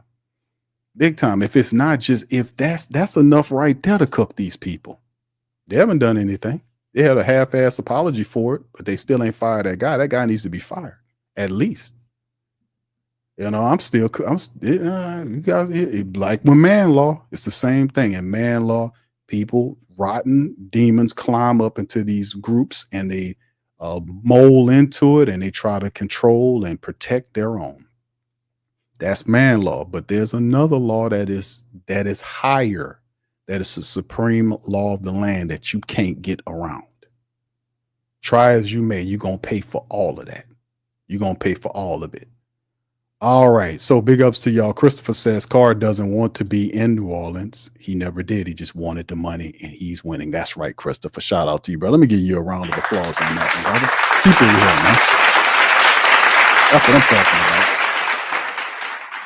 That's right. Remember the Saints tried. You're right, Christopher. Remember the Saints tried to trade for him from the Raiders straight up, and he blocked the deal. Y'all remember that? Put one in the chat if y'all remember that. Remember that? The Saints tried to trade with the Raiders before the trade deadline, and Carr had the move. He blocked the move. Y'all remember that? He blocked it. Then when free agency hit, he went to talk to other teams, and when he didn't get the type of money that he wanted to get, the Saints offer became the primary offer, and he signed with the team. He is winning.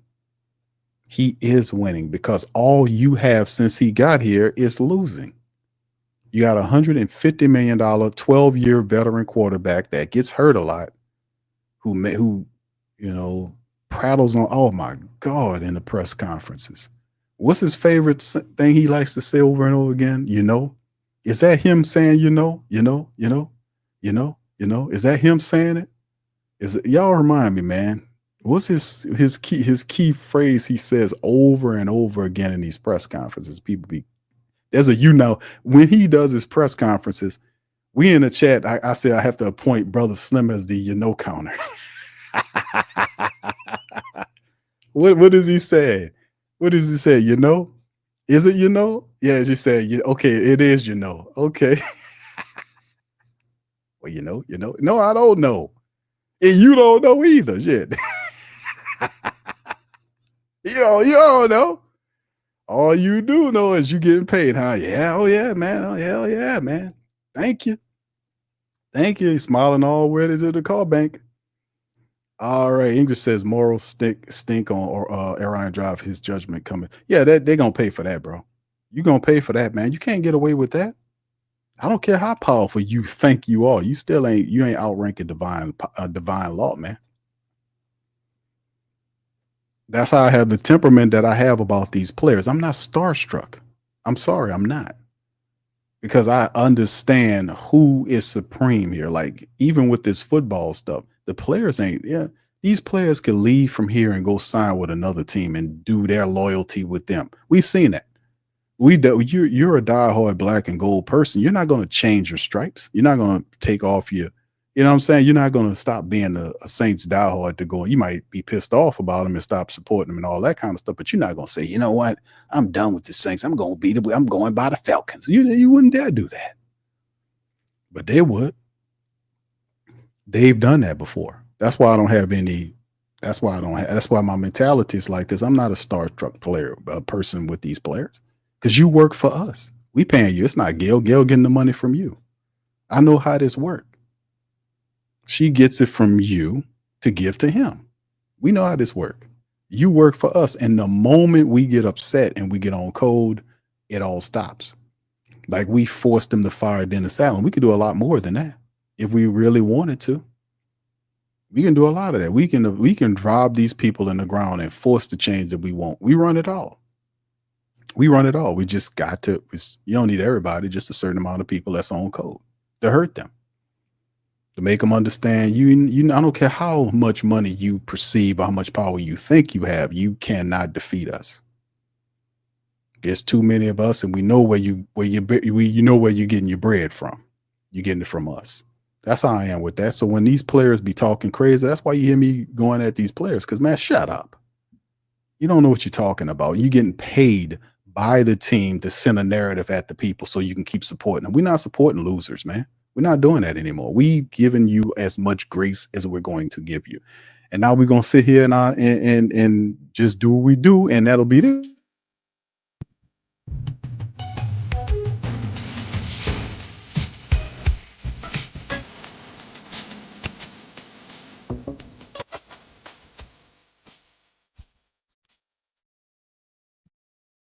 Yes, that's what I'm talking about. But anyway, man, listen, I'm gonna get on up out of here, man. I appreciate y'all listening at me, man, on this hump day edition of the show. Listen, man, shout out to the mighty Who Dat Nation. Thank you guys. Appreciate you for being in the stream. Do me a service, hit the like button, sub up if you're not a sub, and share the show on social media feed. Get it on out there to the algorithm. Man, I much appreciate it. And as well, man, make sure you show love to our sponsors of this platform that's built by the mighty Who Dat Nation's hands. Mint Mobile, they got deals going on at Mint Mobile right now. Teach Henley also has some deals, about 20% off on products for the brothers who want to get their skin game right. Get right for the sisters, man. Get your, don't be going out there with the reptile skin. That's all I'm saying. Teach Henley will get you straight. Teach Henley will get you straight. Get your skin looking good. You know what I'm saying? And then bet online, man. If you can't make money with the Saints, make money on the Saints. That's what I say. They doing it to you. All right. So anyway, before we get ready to get out of here, man, let me hit this poll up and get some of this. The poll question is, how do you feel about Derek Carr coming back as the quarterback? That's the poll. And right now it's about, oh my goodness, what is it? It's crazy, man. That's crazy. 79%, is that right? 79% of the people, over 200 people voted in the poll. 78 or 79% of the people says it sucks. It sucks versus 17% says doesn't matter, Q. And then how much is that? 3%. 3% says great. So them 3% is obviously Derek Carr's cousins and some of his people that he gave money to. That's what it was. All right. So anyway, man, we're going to get on up out of here. Appreciate you guys, man. Listen, hit the like button, hit the subscribe button, man. And I'll be back at a later date to holler at y'all. Peace. And Who Dat? Yeah. Boogie like Vincent, I'm a Who Dat. I'm a Who Dat. Long as I'm living, I'm a Who Dat. Lose or winning, I'm a Who Dat. Sports Coma, yeah, this is where we do that. Where we do that, where we do that, where we do that, where we do that, where we do that. Boogie like Vincent, I'm a Who Dat. I'm a Who Dat. Sports Coma, this is where we do that. Where we do that. Welcome, welcome, welcome. Somebody please better help. Running this thing like Elf.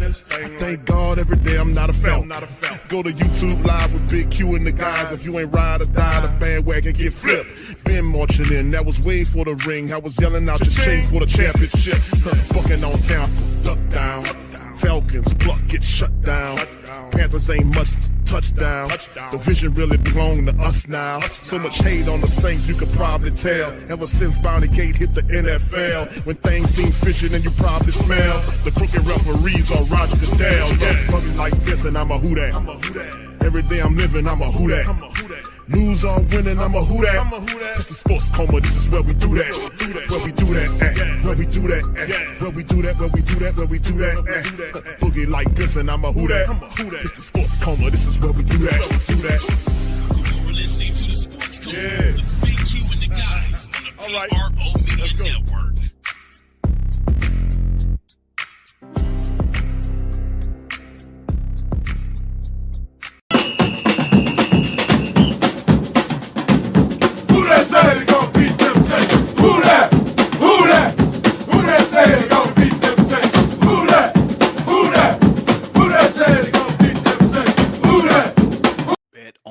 Is the world's most trusted betting platform and your number one source for online betting in 2025. Whether you're a seasoned fan or a first-time bettor, BetOnline is your ultimate game day companion with the largest selection of odds on everything from NBA and college basketball to NHL and UFC. BetOnline continues to be your number one sports betting source for every three-pointer to hat trick. BetOnline has you covered with odds, stats, and more for every game, every play, and every win. BetOnline, the game starts here.